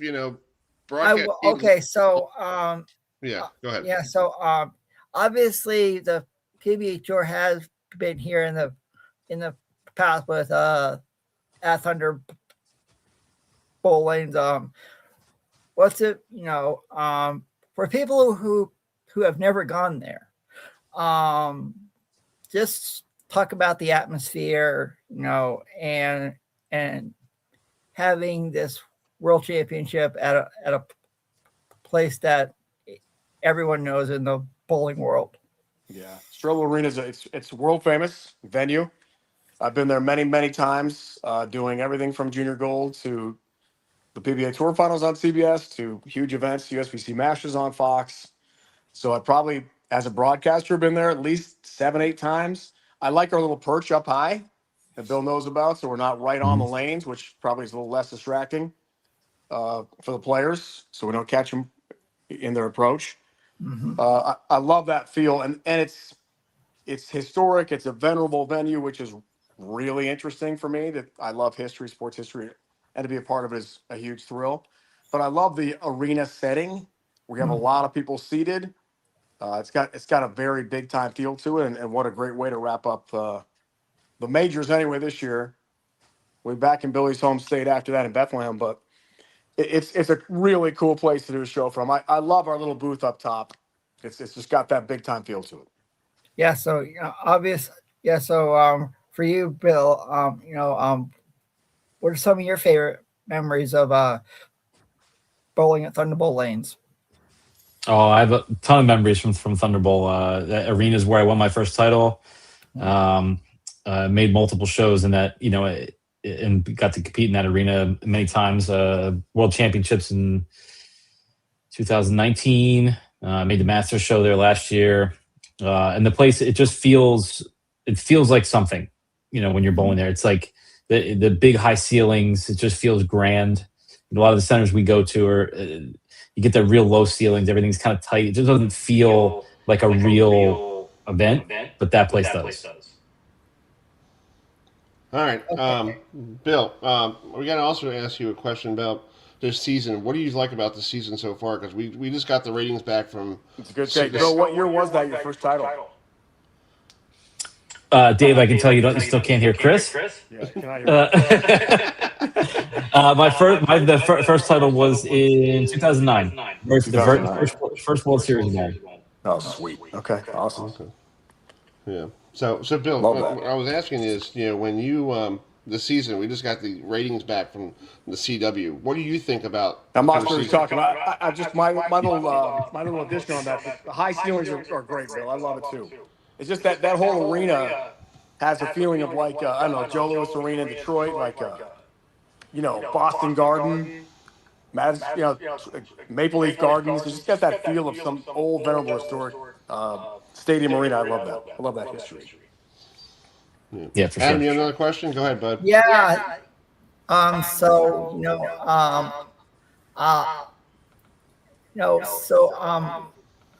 What's been,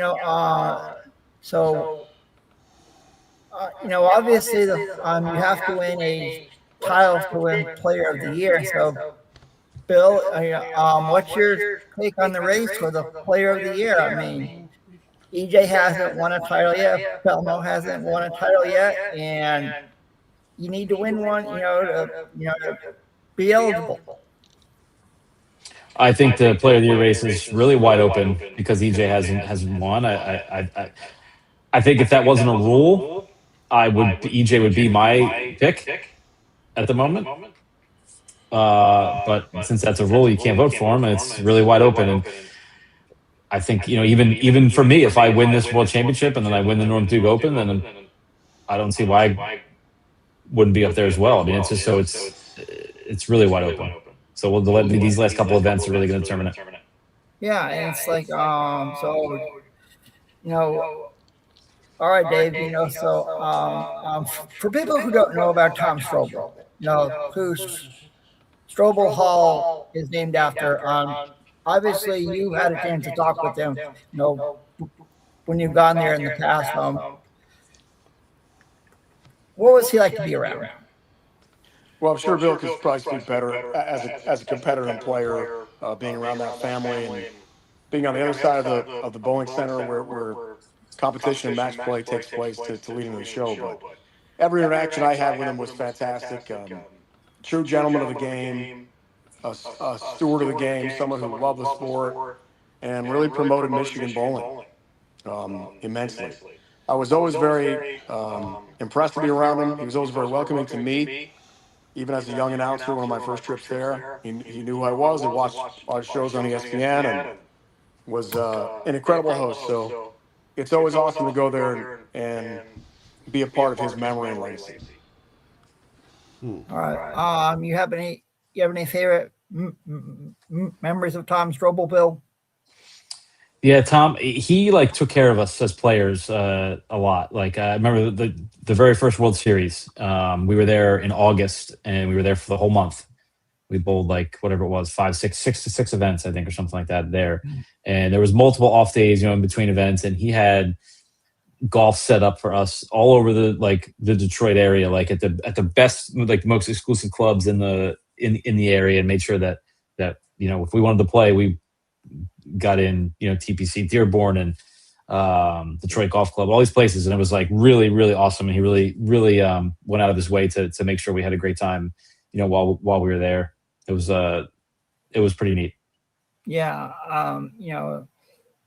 that's one person I kind of, when I heard about Strobel Hall and the arena setting, I always wanted to meet him and say I have enjoyed watching it on TV for many, many years, and it is on my bucket list to get there one day.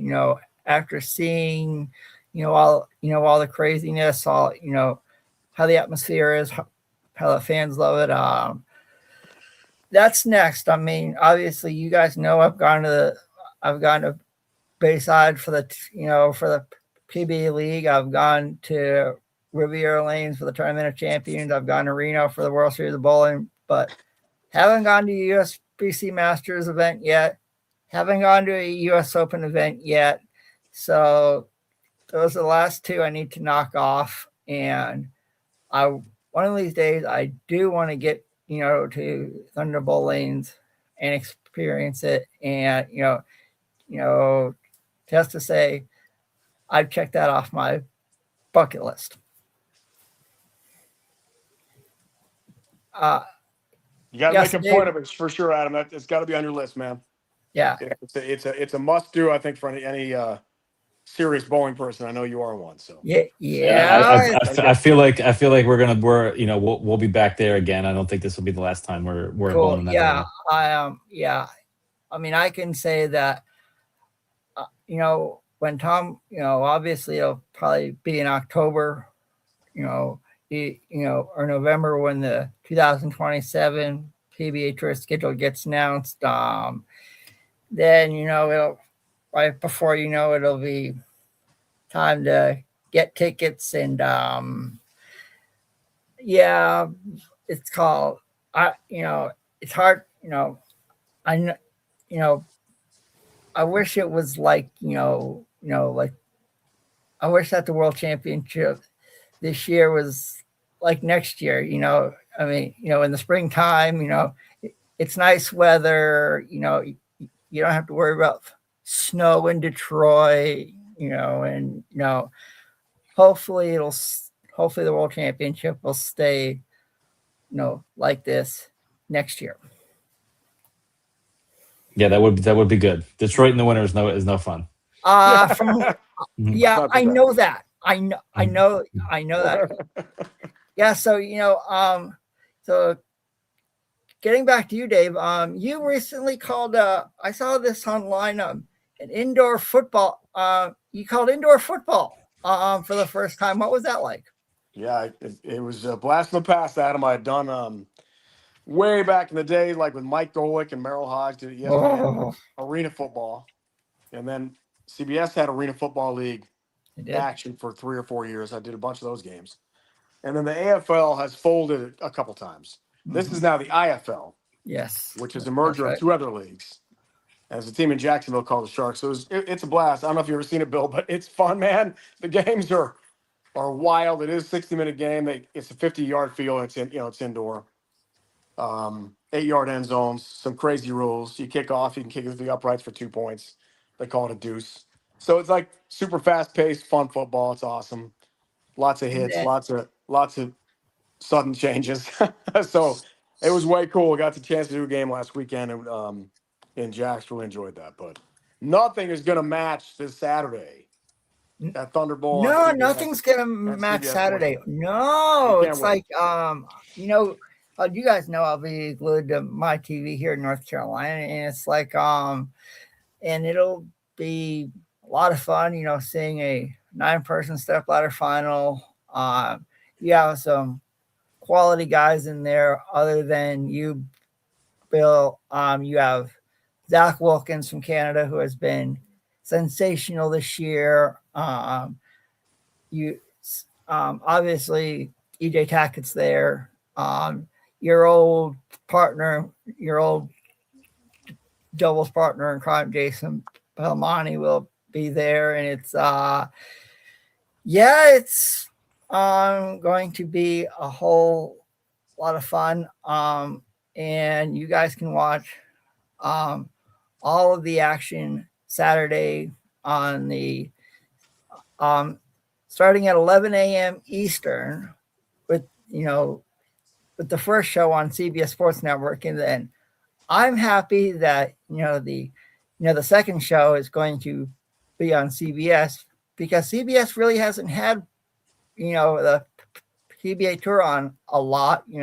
I know they are the USA versus the World in Columbus, Ohio, that Saturday, but it's nice to see CBS is still has an agreement with the PBA Tour, and I hope the agreement continues on for many years. And since you are a Philly sports fan, we gotta talk about your Phillies, Bill. The MLB trade deadline is coming up soon, and one name that could be out there, could come your way, is Tariq Skubal, who's on the sidelines for the Tigers. So how would you like to see Skubal in a Phillies uniform? Yeah, I mean, obviously that would be really cool. He's unbelievable. But I think with what they would have to give up to get him for 2 months, that would be tough. It's a very, very risky move, and you better win it. You better win it this year if they do that. I think they would probably need a bat more than they need a pitcher, but obviously you could always use a guy like Skubal. So it's going to be interesting. Obviously, another 6 weeks or so before the trade deadline. So maybe more than that. So if they if they start hitting a bunch and they feel good about their lineup, maybe they do go after a pitcher. So we'll see. Now, getting back to you, Dave, college football season is around the corner, and can't come soon enough, guys. I have to ask, the newly brought back Pac-12 conference is going to, some of their games are going to be on CBS and CBS Sports Network. So are you going to be involved with any of those games at all? Well, our schedule's not come out yet, but I sure hope to be. Okay. Mountain West, and when it was in its form that just wrapped up this past year, college basketball. Yeah. Fantastic schools and teams in San Diego State and Boise State and Colorado State and Fresno State. Really good football and basketball for a long, long time. So I do think it'll be interesting with Oregon State, Washington State, and those schools, how things work out on the Pac-12 side. Is it a power conference? Is it a power? Is it a G? And now we have group of 5, we G6 and P4. What are we? So it's sort of a hybrid in my mind. It's really exciting. Change is good. And I think there'll be some great games on CBS and other networks too. Can't wait for college football. Oh, I know. It's college football It's season. only June, right? We got a little time left still. Yeah. And, I just can't wait, for the World Championship, on Saturday. And looking at some of the other stars, that are going to be there. You have Chris Prather, who's no stranger to the World Championship. He won it in 2022. You have Chris Vi, and for you folks who don't know, Chris Vi's mom, Angie, makes the best cookies around. Am I right, guys? They are unmatched in my mind. It's called Yeah, they're pretty good. So we've got to wrap it up here, guys. So That sounds good, you guys. Good to talk to thank you. you Billy, so good to see you, much. man. Can't wait to Good to see you catch too, up Dave. I'll with, see you in a couple days. You guys have safe travels going up there to Michigan. You can watch all the action Saturday starting at 11 a.m. Eastern on CBS Sports Network. Like I said, 9 go in, only 1 comes out as world champion. As always, guys, thanks so much for coming and hanging out with us tonight. Safe travels and enjoy all the action on Saturday up there in beautiful Allen Park, Michigan. All right. Thanks, Adam. Thanks, you guys. All right, Chris. Thanks, man. See you guys. See you. All right. That was Dave Ryan and Bill O'Neill from the PBA Tour. We are waiting for our next guest to join us. He did play college football at Towson University. He is now with the BC Lions. All right, buddy. Sorry about that. I'm trying to get some. Can you hear me? Yeah, but I can I hear don't know you. Sorry about that with Dave Ryan. I have no idea what's going on. We were having some issues. Echo. Yeah, we were having issues with the broadcast because, folks, if you log into the YouTube page, somehow we're in virtual format. Like it's like you know our short videos we have. Yeah. Yeah, I don't know what the heck they're doing, but it's not working real. It looks fine on my end. Yeah, but I want to see when it is switched over. That's the thing. Well, it was fine here. No, it's on YouTube on their end now. I don't know what the heck's going on. So anyway, we do apologize for the inconvenience. Dave Ryan and Bill O'Neill will be they'll be in Detroit. We'll try to get Belmonte another time. I guess he forgot. Yeah, but no big deal. Yeah,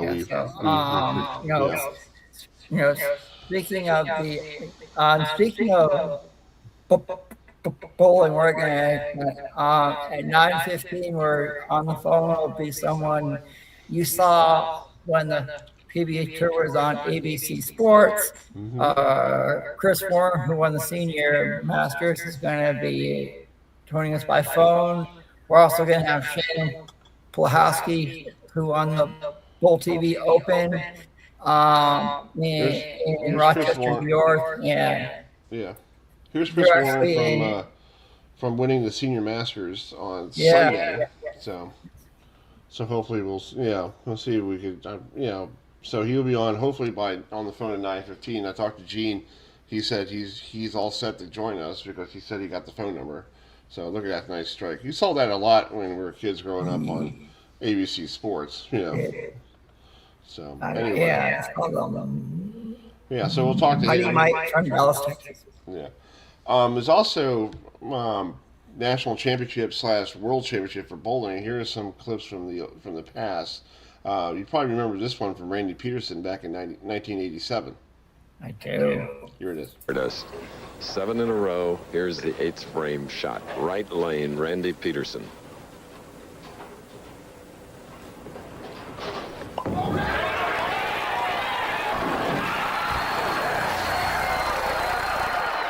'em. 8 in a row. 4 to go. Chris, there's a certain realization of what he's done.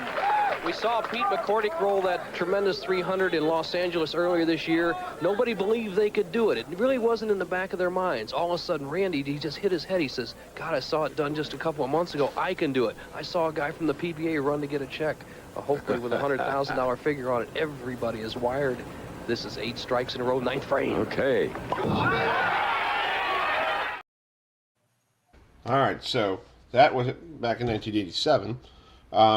1983, Earl Anthony has the record because he has won 5 of these world national championships. They're national championships to me. Yeah, because he used to dominate it, back in the 80s. So here is his last national championship win in 1983, beating Mike Durman. So here it is. Chris, Durbin can shoot his 194. Just keep it on the lane.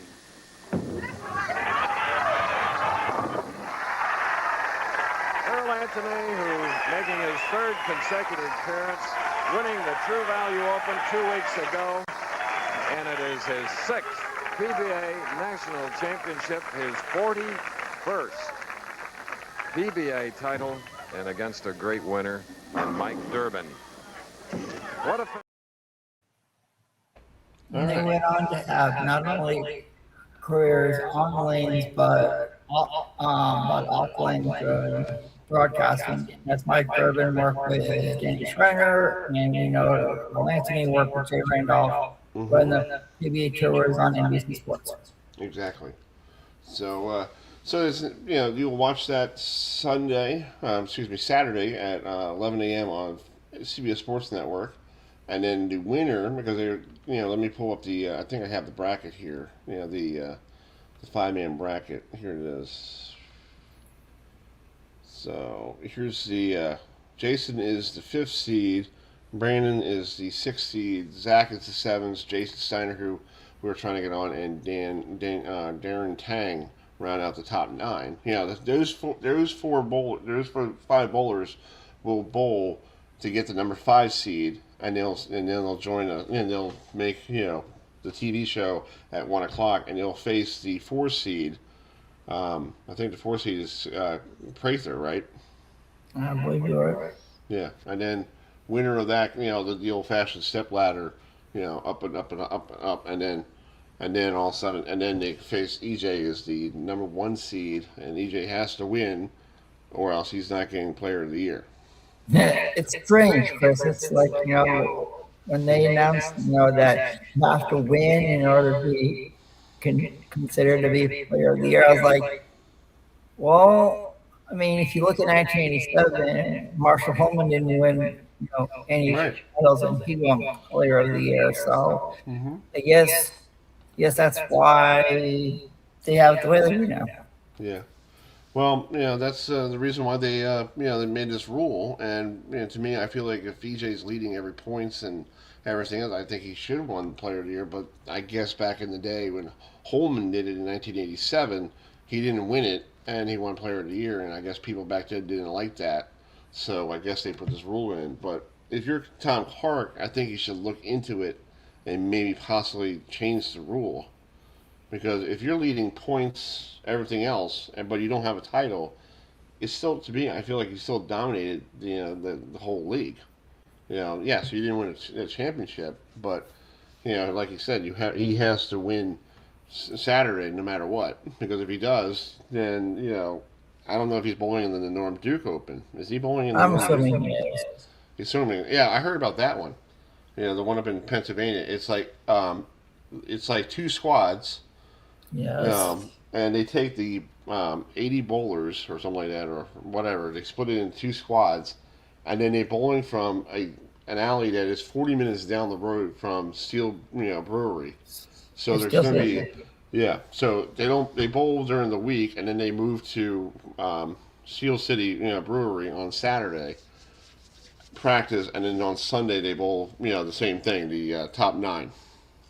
So it's pretty crazy. We're waiting for our the gentleman from BC, who was supposed to be joining us, BC Lions. So we could do is I could play an interview for you. Yeah, and then at 9:30, we're gonna have someone I know quite well, Sam Villareale, who's going to join us. It's called If You Love Really Great Artwork. He's done caricatures of people from all forms of sports and entertainment. He likes to go golfing with someone we've had on the show in the past, Marshall Holman. So he'll be here at 9:30. That's cool. That's awesome. So we'll have him on.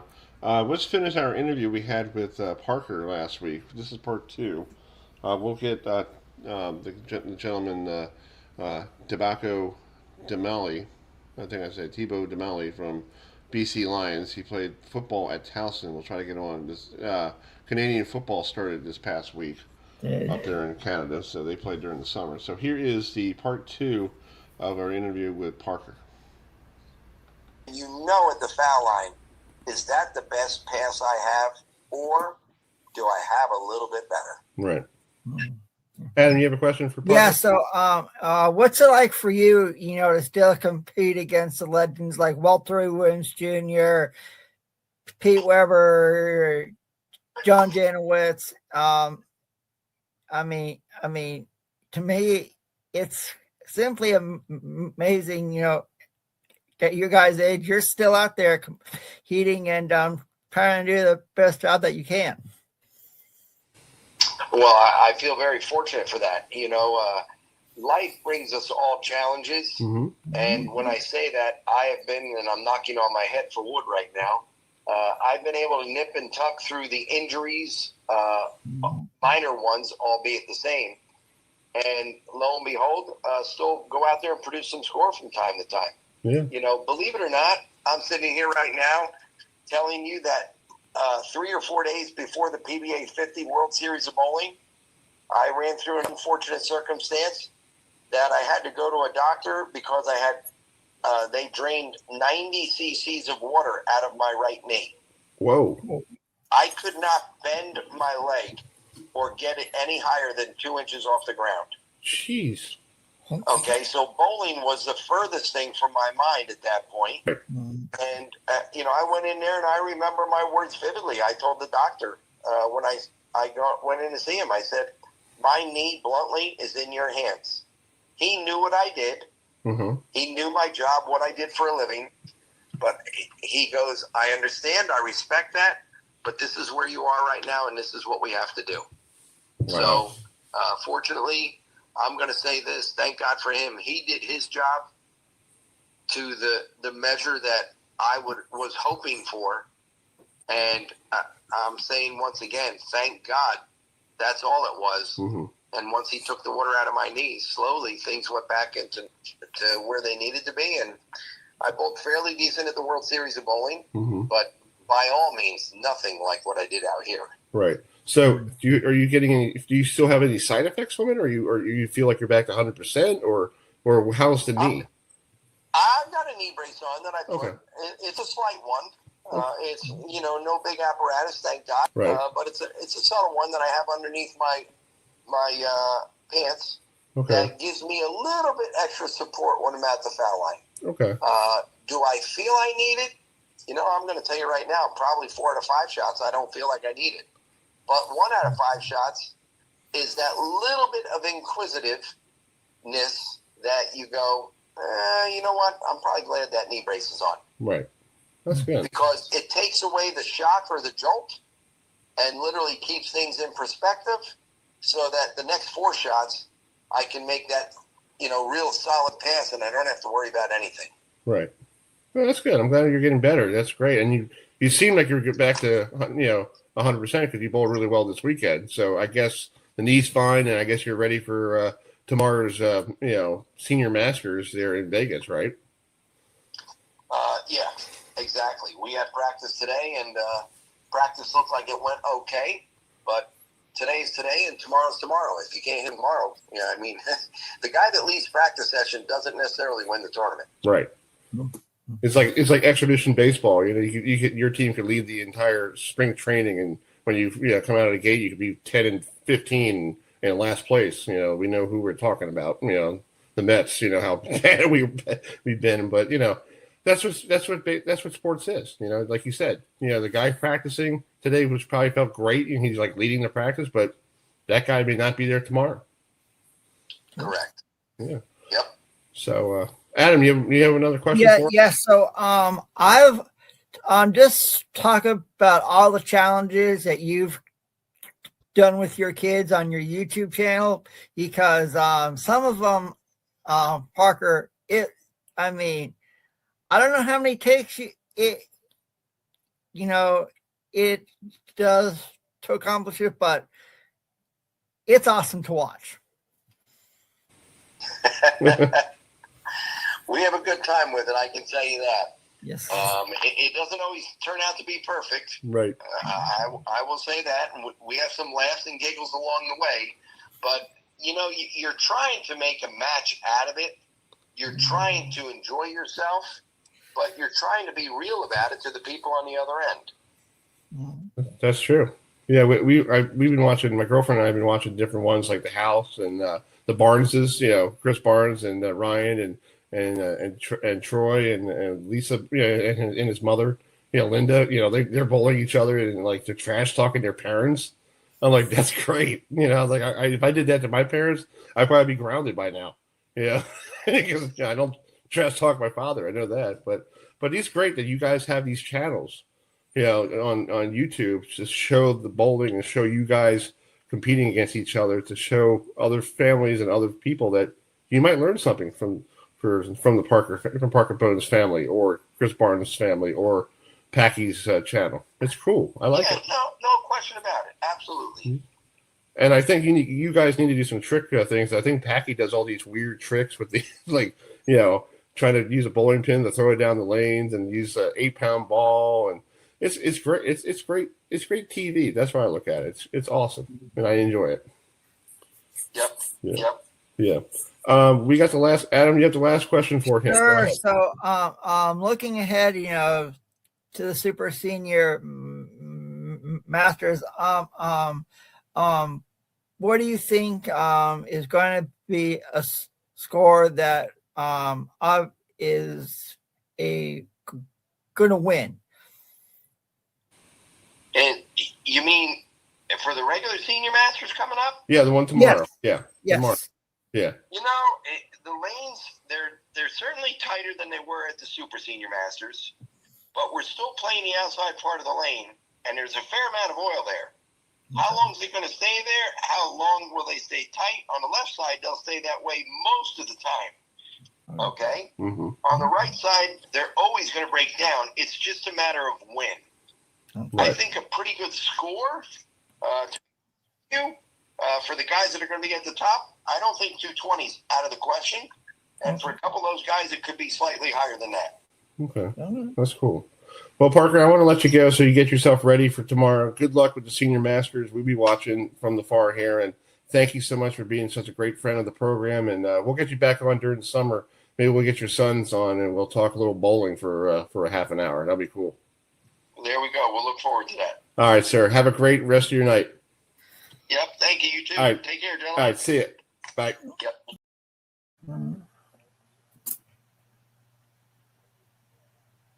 Hi. Hi. Can you hear me now? Yeah, I can hear you. I'm having so much issues with this StreamYard tonight. I have no idea what's going on. I'm sorry. It's okay, folks. We're trying our best here. Chris Warren, we're still waiting for him to call, but we know what we're going to do. You want to bring your friend in? We'll bring him on now, and then we'll just play the old, reverse thing later.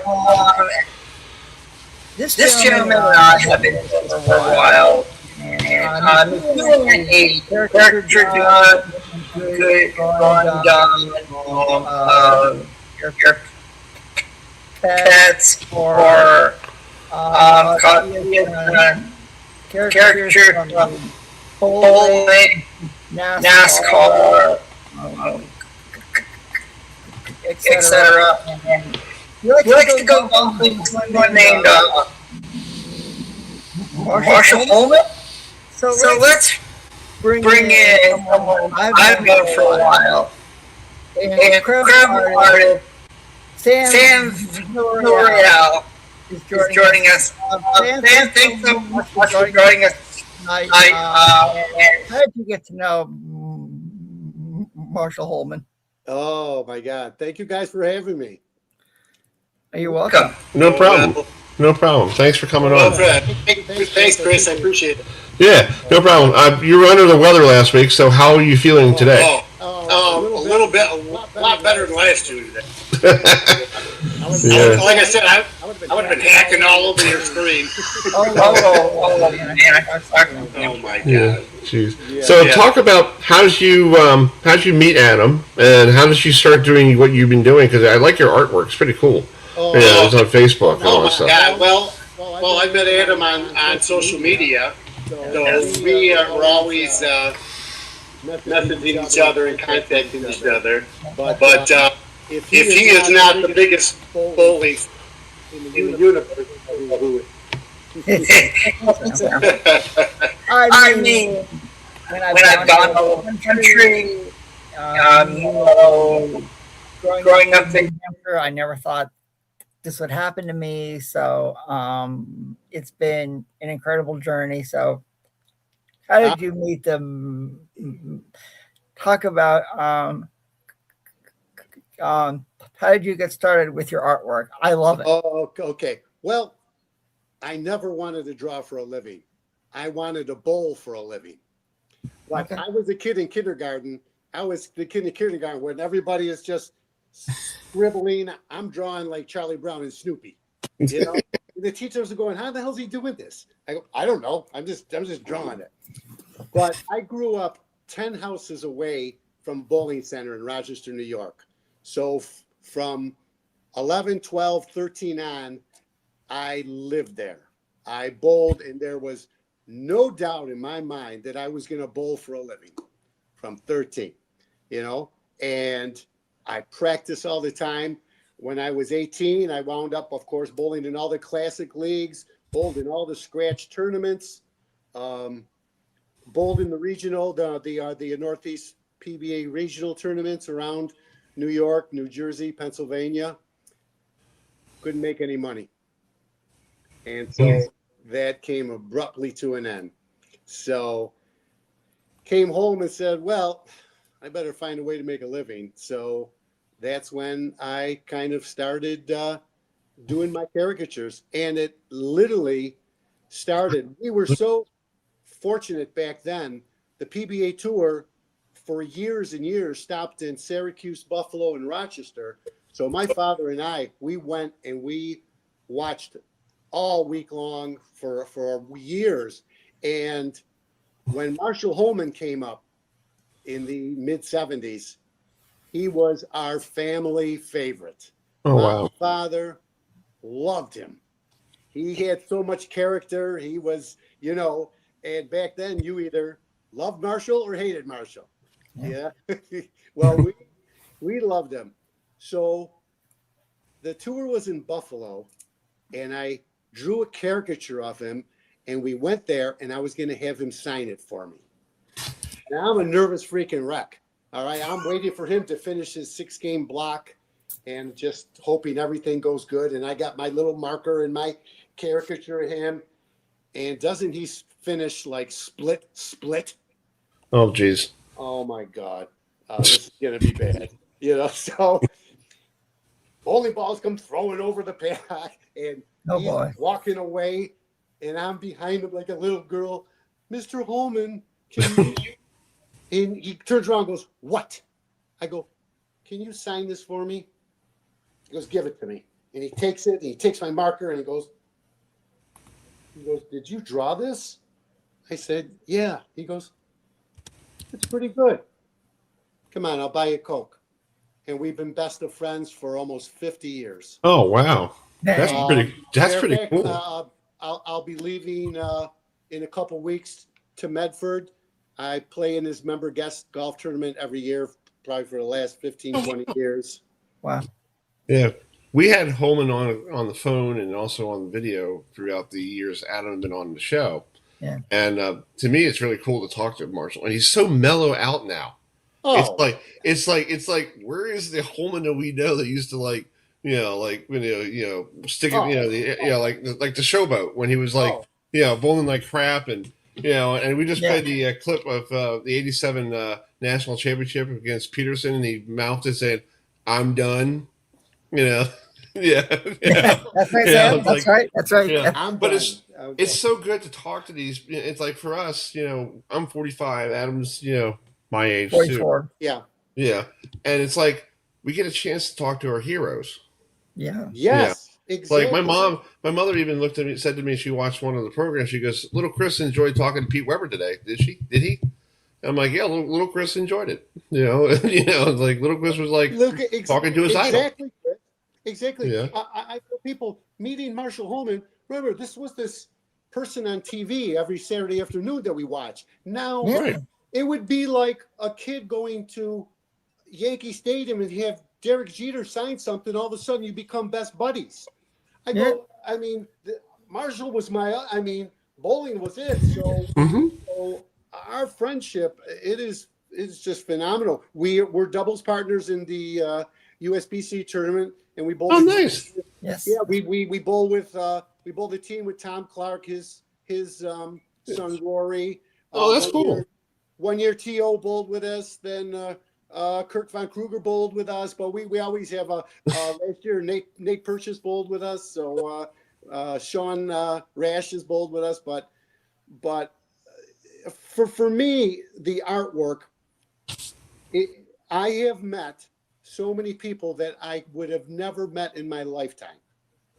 You know? So there's the artwork that Adam showed me. Yep, that's important. Yeah, that's pretty cool. That is really awesome. John Henry and the guys at MVP Lanes in Indiana had it done for him, but that is the best part of my job. Yeah, that's pretty cool. And Alex, it's funny, Sam, he lives an hour away from us. I'm in Maryland, and he's an hour up the road in Pennsylvania. And I probably drove past his bowling alley so many times in Lancaster County. I didn't even know where he freaking bowled. Look at that. Until, him and I. What a success story that is, huh? And he's such a great, I gotta say, I'm 45. I feel like I got to call these kids. And I'm 45 years old. It's like everybody's a kid to me. Yeah, I'm like, that's a great young man. Like he's very well matured. He has a lot of like yes sir, no sir. Thank you sir. All the capability, all the characteristics my mother taught me when I was a kid. Mind your manners. Absolutely. And great parents. Whoever Alex's parents are. Great parents, You put the words right out of my mouth because you can tell why. Because his father's an absolute sweetheart, and you can tell he instilled so much great things in this kid, and I just see the world for him. He's got a hell of a future. Yeah, like you're saying that you're friends with Marshall Holman. I know Danny Wiseman because he lives around this area, and let me tell you a story. My parents went on a cruise years ago. And Danny Wiseman was on the same cruise as my parents. Well, I felt like I'm on an episode of Everybody Loves Raymond because, my mom is a sweet lady. God forbid Adam has never met her yet. I will one day, Chris. Yeah, very sweet lady. She'll give you a plate of food and say, bring it home. That's one of those people, like Adam, make sure you bring a Tupperware. She'll give you all the food you want. I'll bring my stomach, Chris. That's beautiful. Anyway, so my mom's trying to talk to Danny and wrote a note and finally met Danny. And when Danny gets back from the cruise, I had to go down to Perry Hall, the bowling alley. He goes, dude. I'm like, yeah. He goes, what the heck is wrong with your parents? I'm like, I have no idea. I'm like, I felt really embarrassed because I'm doing my podcast each week. He comes on once in a while, and I'm like, oh God, what is he doing? What are you doing? But he was fine. He said my mother was great. She's a nice lady and all that stuff. But awesome. But it's like you said, like you get a chance. You met Marshall, and Marshall was not in. And people don't see bowlers like we saw it on the Born from Bowl on the HBO thing. Simon was dropping the F bombs like a champ. And people don't see that. They don't see that. And Chris, you know what? The first time Marshall taught me, and just from hanging with him for the last 50 years, and when he was bowling, that was the first time I realized that when he walked into a bowling center, he was going to work. It doesn't, as you could, it doesn't commute. It just does not think that these guys are going to work. Right. And it is hard to think that, we bowl for fun. Right. I agree. These guys are punching in. Yeah. Like I met EJ one time, and this is in Delaware. I'm on the phone with my girlfriend who's downstairs. She's watching it right now. And EJ comes down and goes, the biggest F-bomb in the world. I turned around and looked at him like, you're good? You good? And he goes, no, I'm good. That's true, Sam. That's true. That's true. Absolutely. And that's why that series was great. They got to have a second season. Oh, I think they will, Sam. Sam, you know where I was in April, and it's I saw the cameras around, and it was I was like, I'm expecting a season 2 of Born to Bowl, and I was talking to Natalie Tackett up there, and it's I was like, you need to have it an hour. half an hour is nice, but it needs to be an Oh, hour. And way she too agreed with short. me. I was like, I agree with you. Way too short. And Yeah. like I say, Yeah. I guarantee it's going to be season 2 because it really showed you what it takes to make a living at this game. And not just mentally, physically, I have no idea how they do that. I have no idea how you bowl 40 games a week and still stand up. I don't know how they do it, but they do it. Right. It's called one question I've always wanted to ask them. How long does it take to do one of those drawings? Let's see. For a single caricature, like a single caricature person, probably between, depending on the complexity of 4 to 5 hours. Okay. I mean the one, as you know, I'm a NASCAR fan. Oh yes. So the one you did of Kyle Yes. Busch, I was like, it was awesome. Yeah. I mean, it's like, I was in Charlotte, on that Saturday, and it was like, I was like, and Adam, I was never, of all the drawings I've done, I don't think I was ever so overwhelmed with responses than from Kyle Busch's caricature that I did. People from everywhere around the world I just couldn't believe it, and now I'm getting requests to do other drivers. I just did William Byron. Yes, I know who that is. I just did I just finished his today for someone, but I can't say that I follow NASCAR that great, but I know the top drivers. Yeah.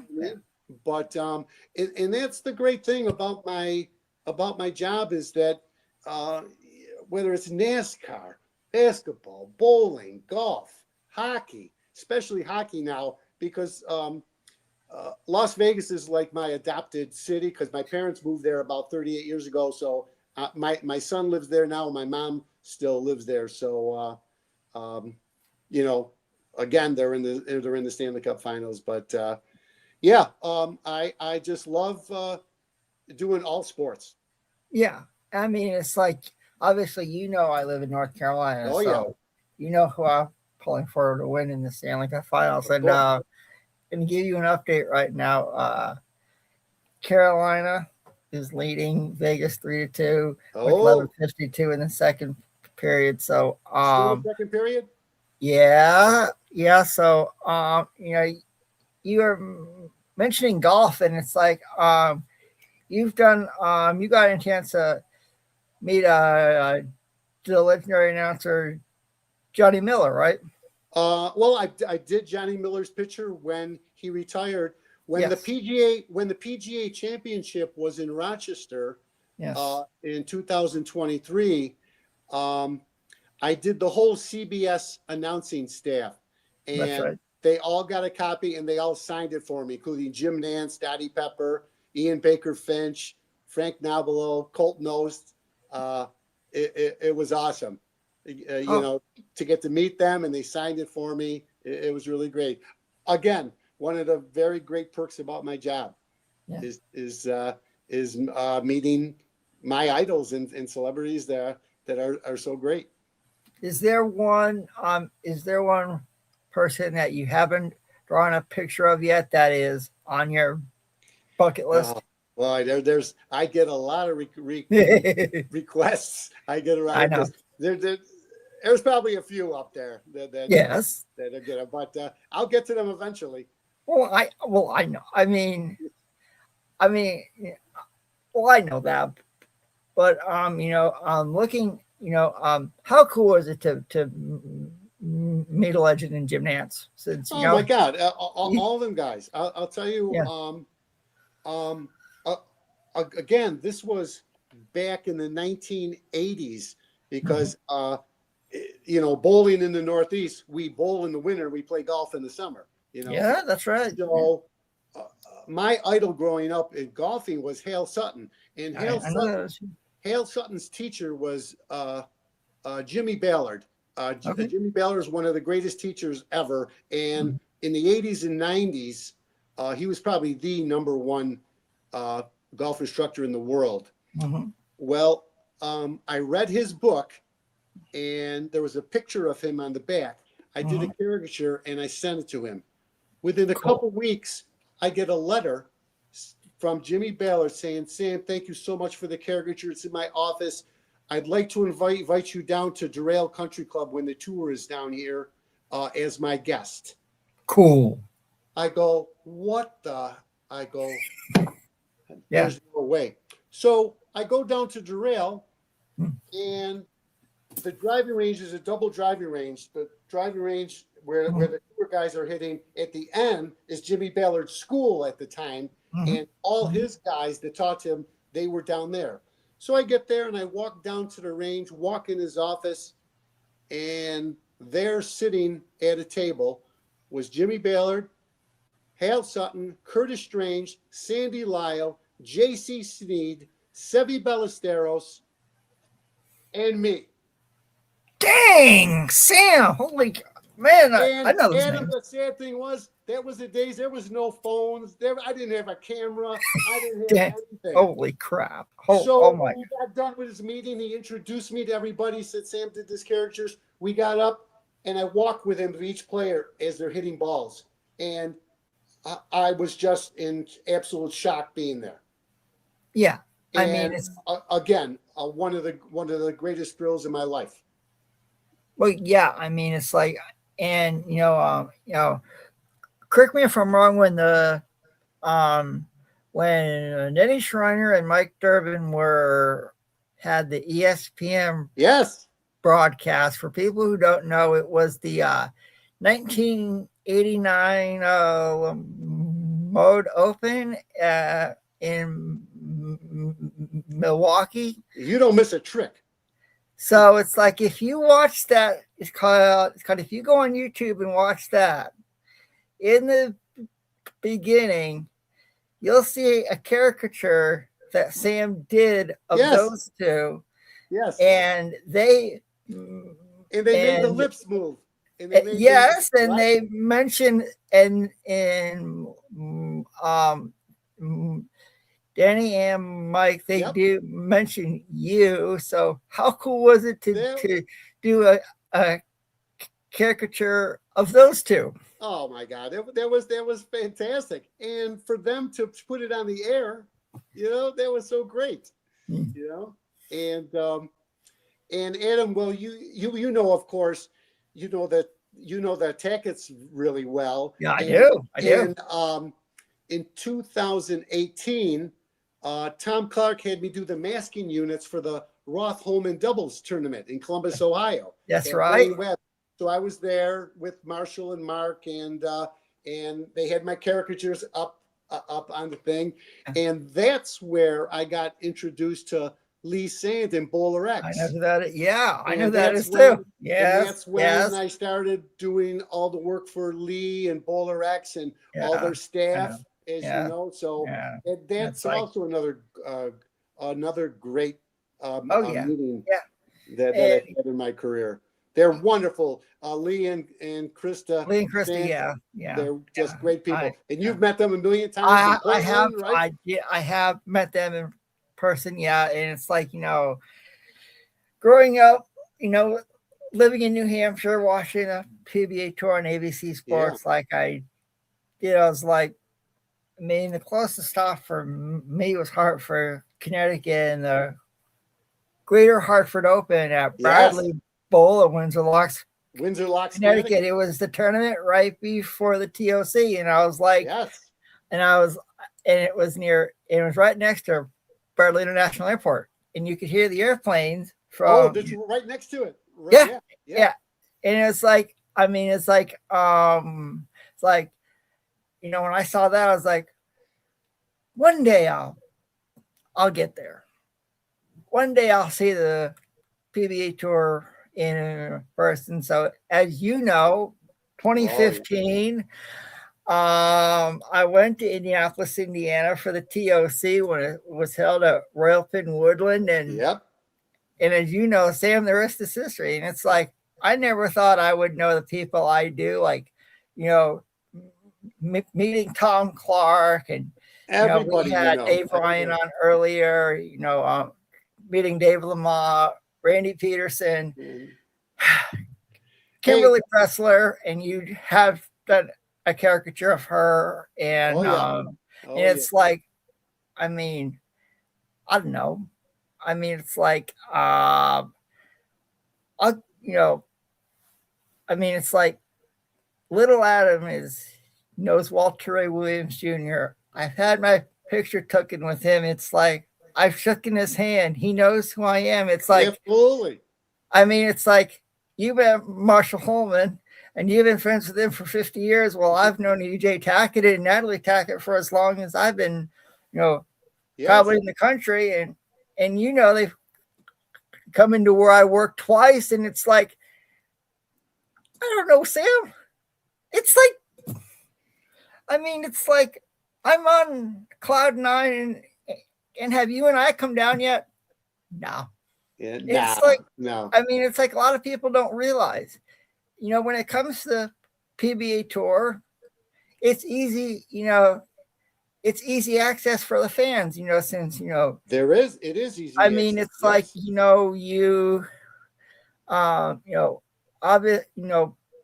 when they're all done practicing or,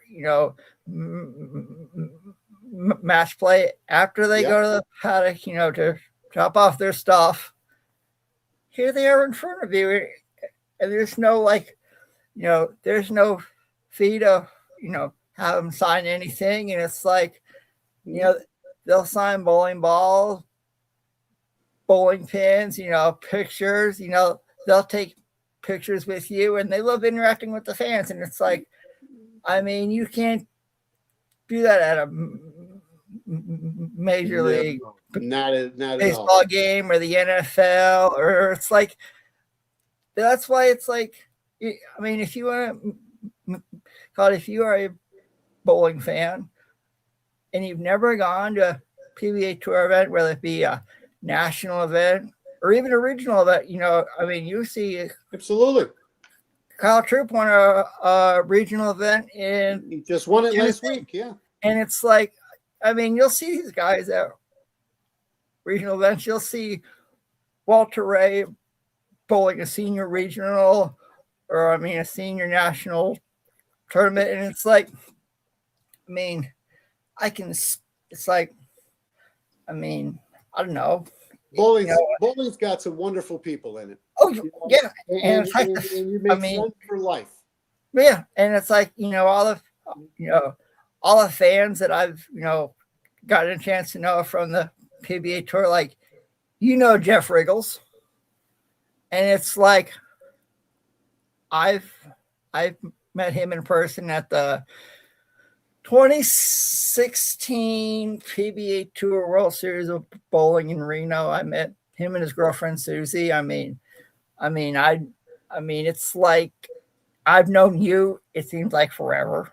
Mm-hmm. It's like, I don't know. It's like, I'm on cloud nine, and am I ever leaving?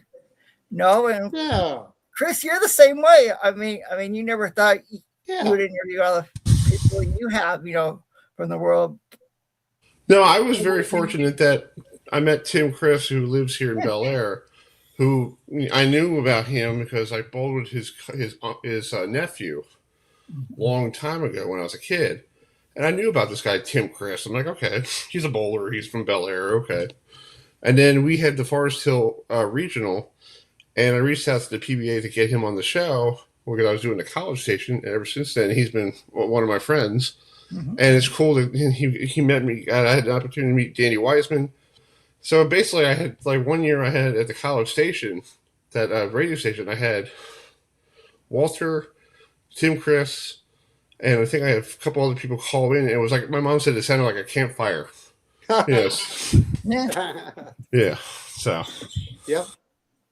Pretty cool. So. Yes. So Adam, finish up with him. Yeah. So what do you do? I know you're doing your caricatures. I know you're going to go golfing with Marshall Holman. So how good of a golfer is he? Marshall's a good golfer. We're both about the same. We're around three handicap. You know what I mean? We're both good, but sometimes we're good. Sometimes we're good. But we played hundreds and hundreds of rounds together. But it's always fun. Yeah, it's always fun, and it's always fun to go to Medford. It's a beautiful place. His course is beautiful, and I've been doing it for forever. It seems like, but it's been a good relationship. Yeah, and Sam Scott, if we ever meet in person, what state I live in, so a barbecue dinner is calling your name. Oh, it's called I Know Where to Go, Chris. So it's like you will get the best treatment. It's called yeah. I could eat barbecue, breakfast, lunch, and dinner, Adam. So North Carolina is a good state for me to be in. Nice. You need to come to North Carolina, Sam. Yeah. That's cool. All right, Sam. Thank you so much for joining us. Thank you for filling in. I appreciate it. I appreciate it. We'll keep in touch, okay? Yeah, please do. All right, man. Thanks, See you Sam. soon. And say hi to Marshall. I will. All right, man. Talk to you soon. See you. Bye. All right. Yeah, that is Sam Villareale, and it's called. He does sensational artwork. He's done it forever, and like I said, it's called. If you go watch the 1989 Moat Open on ESPN, you'll see a caricature that he did of Denny Schreiner. I think I saw that. Mike Durbin, and the lips only move. So it's called. Awesome. I highly recommend you go watch. That's cool. Well, we're going to finish up the show here shortly, but we'll have our last guest coming on here. So, Adam, you want to bring her in? Sure. So the PWBA Tour wrapped up a series of events in Sam Villareale's hometown of Rochester, New York. Well, this week they were in Columbus, Ohio for the Storm Barbara Christman Classic, but now they are at a center that the bowling knows by heart. It's Royal Pin Woodland. It's a major. It's the U.S. Women's Open, and joining us now is a star. Who won the BowlTV Open in Rochester. Shannon Pluhowsky is joining us. So, Shannon, thank you so much for joining us tonight. What did it mean for you to win in Rochester? Shannon, you there? Hello. I can't hear anything. Can you hear me? Adam, you go. You want? Can you? I have no idea what's going on here. Try logging back out. Log back in and log back out. Try that. Okay, let's see. We'll see if she can log back out. I have no idea what is going on with StreamYard tonight, folks. Yeah, we're sorry, folks, for the technical difficulties. She said she couldn't hear anything, so let's just tell her to log in. Yeah, log out. Log out and log again. All right, we're going to try to get this thing accomplished here. Yeah. In the meantime, we have some clips we could play until she logs back in. So let's see here. Oh, I didn't realize 2 years ago on this date I was getting ready to go to. Remember that trip to Alabama I was supposed to go to? Oh yeah, you mean the first time? The first time around. The first time around. Yeah, so here's a clip real quick on this day in Met history. It happened, they play against the Phillies in London. The tying run, Taylor's at third. Nobody out. Ninth inning, 4-3 Philly. 0-2 on Vientos. The pitch. Swinging a chopper, hit third base side. Here comes Taylor. Bohm fields the ground ball, but has no play. Taylor slides in to tie the game. Mark Vientos hits a little chopper off the third baseline. He's at first. McNeil's at second. The rally continues. Well, we are tied at 4 in the ninth inning. The Mets have come back. Alvarado rumbles home with a 2-2. And it hit him. It hit Alonso, and the Mets are going to take the lead. A hit by pitch with the bases loaded. Alonso wears it off his hip. McNeil's foot crosses home plate, and it's 5-4 Mets in the ninth. The 1-1. Outside, off Realmuto's glove. Here comes Iglesias to score. The Mets had another run. Slow roller in front of the plate. There's one. There's two. And the Mets win. The Mets hold on and win 6-5. What a play by Torrens as he turns a 2-3 double play to end it. And Castellanos' bat explodes, and they're going to get the runner at home. They're going to get the double play to win the game. What an end! The shattered bat, the runner out at home plate, and the ball fired into the glove. And the first baseman, Pete Alonso, and the New York Mets somehow withstand the Phillies rally, and they win Game 2 in London 6-5. All right. So that's what happened on this date in 2024. Adam, you want to bring her in? I think she's here. Shannon, can you hear us? I can.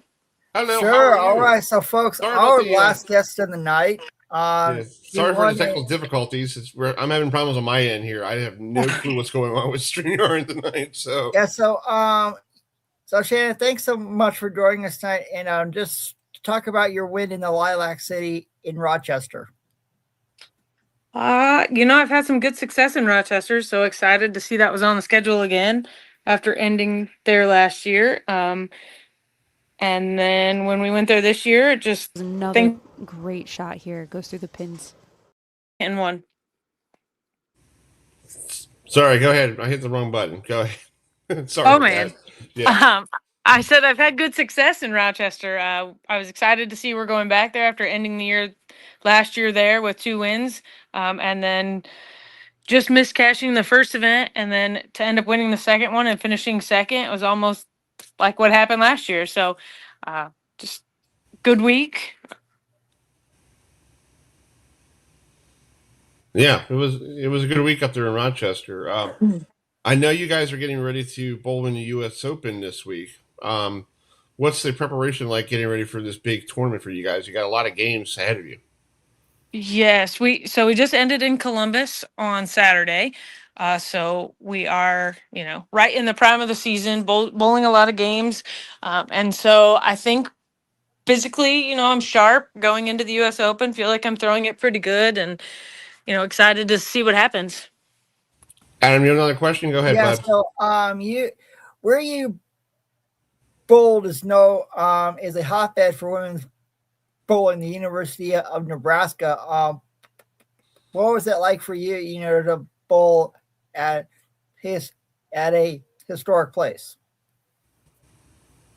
I really enjoyed my time there. I wasn't heavily recruited out of high school, so I didn't have a lot of colleges to weigh my options. I went and visited Lincoln, really liked it, and that's where I went. That was the only school I toured. That was it. And so it was pretty simple, but I learned a lot from Coach Straub and Coach Klumpa.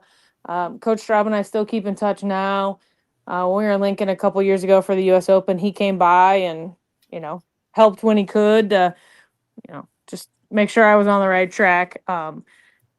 I was there right before NCAA started, or right when it started. So we won my freshman year, and then I actually redshirted in the middle of my career just to be able to bowl 2 of the NCAA national championships when that started in 2004. So. Oh, okay, that's cool.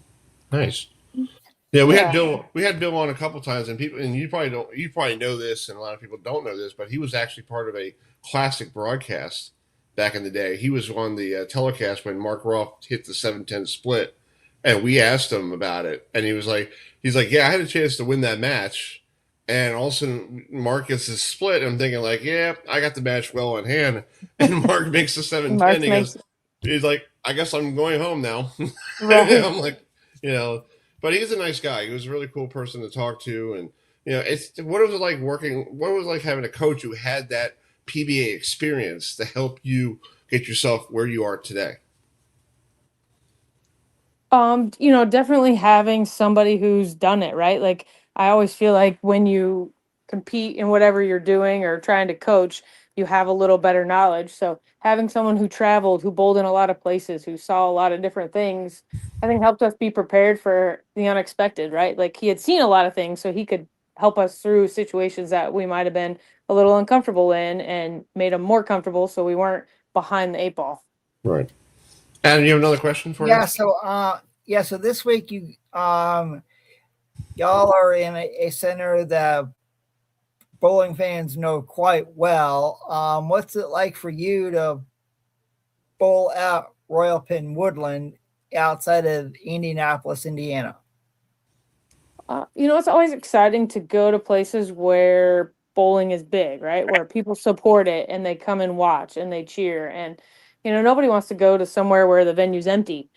So luckily, the places we've gone to a lot of places that are familiar with women's bowling since tour came back. We've gone to a lot of the same ones, but like even this year, we threw in Colorado. We hadn't been there yet, but the Colorado people came out. They supported us. The center was packed. We had a really good pro-am.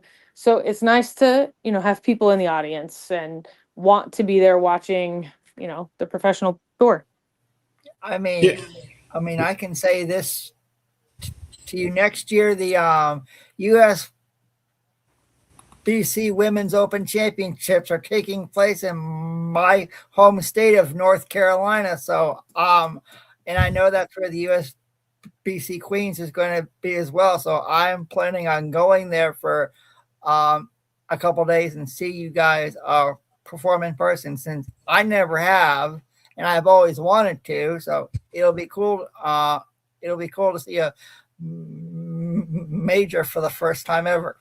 Yeah, that's awesome. Look forward to meeting you. Thank you. Thank you. Shannon, talk about the oil patterns. You're using different oil patterns during this whole U.S. Open. What do you do for qualifying? Because every day is a different day for you in patterns. What do you do? Do you write a book down? Do you keep notes of different oil patterns? What do you get yourself ready? Like for tomorrow, it's going to be a different pattern. I know every day up to, I think the final week, the match play is going to be pattern 4. I don't know if that's like a new pattern or something, but what do you do for all these different oil patterns? I'm not very good at keeping a notebook. I feel like my memory is pretty good right now. So luckily being left-handed, they don't change as much.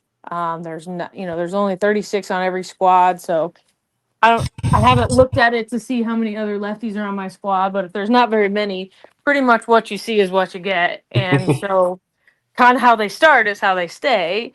And then I kind of just assess each day as what I think the scoring pace is going to be. If I think the scoring pace is going to be low, then, getting 9 and not trying to strike is okay, because you're not going to hurt yourself by, having clean games and stuff. If I think the scoring pace is going to be high, then you make more ball changes and adjustments just to try to keep up with the scoring pace. So it's the U.S. Open. Scores are going to most likely be low. So, day to day, there's going to be one day that's probably easier than another, and that's the day you're supposed to get your score, and the other days you're just supposed to hang in there. Yeah. Well, you guys, if you make it, you're on CBS Sports Network. We just had Dave Ryan on, so I know Dave couldn't hear me. My microphone was having some issues with the yard, but it wasn't like having that gentleman on your broadcast, because he brings his great knowledge of bowling along with Kelly Kudick, who helps you out who does and she bowls in the tournament too. So if she makes the television, I guess somebody's going to take her spot. But was it like having Dave Ryan, who knows the game of bowling? I mean, anytime you're watching a sporting event and the person you're listening to has knowledge, it always makes it more enjoyable, just in any sport. Like my daughter plays softball, so we watched a lot of the College World Series.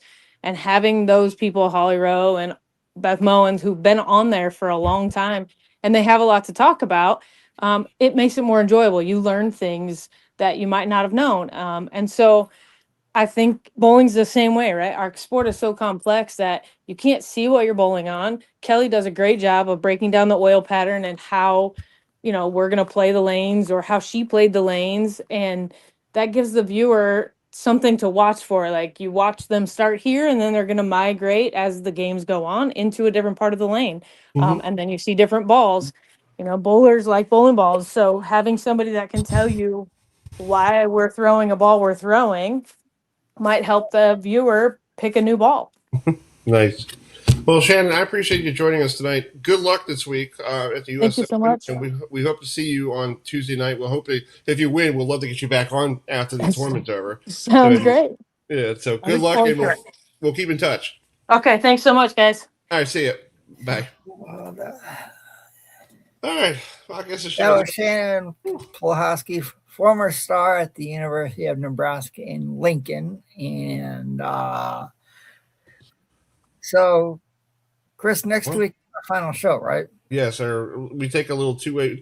This is our next week's our season finale. When we talk about season finale, we start up as the ACC kickoff is our kickoff of our new year, because of in business, July 1st is always the new fiscal year. So we try to do sports, it's like So next week we're basically housekeeping. We'll try to talk to. We'll try to see if we can get Chris Warren on. I guess something happened with all the communication and also with Jason Belmo. We'll try to get him on. I guess he was traveling or something happened. Yeah. We'll talk to the guy up in British Columbia who used to play football at Towson. Towson football. Plus we'll recap the weekend of stuff here. We'll see if we can get the winner of the World Championship on. If Zach wins, that'll be great. If Brendan wins or Bill, we appreciate Bill for joining us. They always are talking to me. Yeah, and Dave Ryan, I apologize. We're having some microphone issues. I'll probably send. But, and if you guys are watching, we apologize for the vertical. We don't know what's going on. But still, we'll get to it. So we're going to leave you tonight with Bob Seger. Like a rock. We played in the beginning. We played in the beginning. We played Genesis Invisible Touch because that was a #1 hit on this day in 1986. Next week we'll talk about that whole Texas Tech situation. That will be a good topic. It's called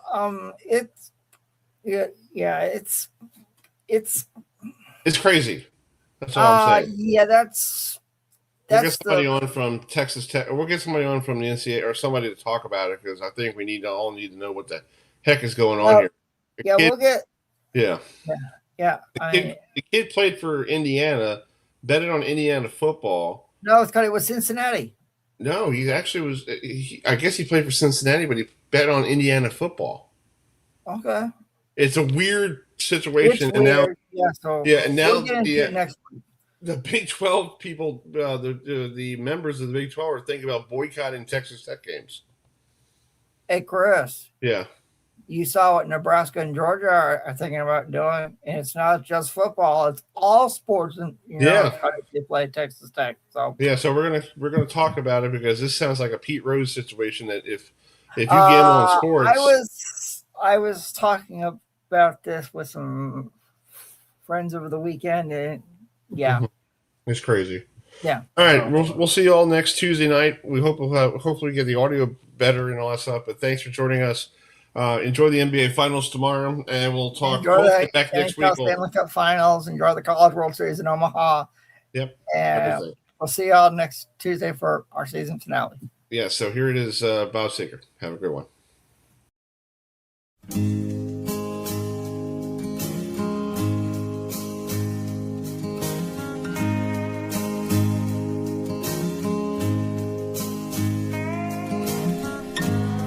Stood there boldly, sweating in the sun. Felt like a million, felt like #1. The height of summer, I'd never felt that strong, like a rock.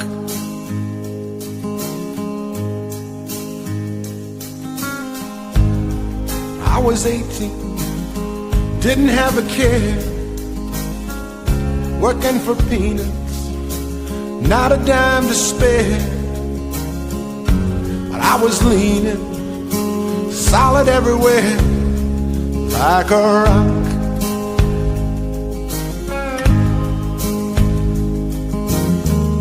My hands were steady, my eyes were clear and bright.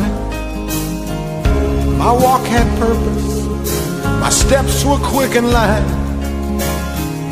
and I held firm to what I felt was right, like a rock. Like a rock. I was strong as I could be, like a rock. Nothing ever got to me, like a rock.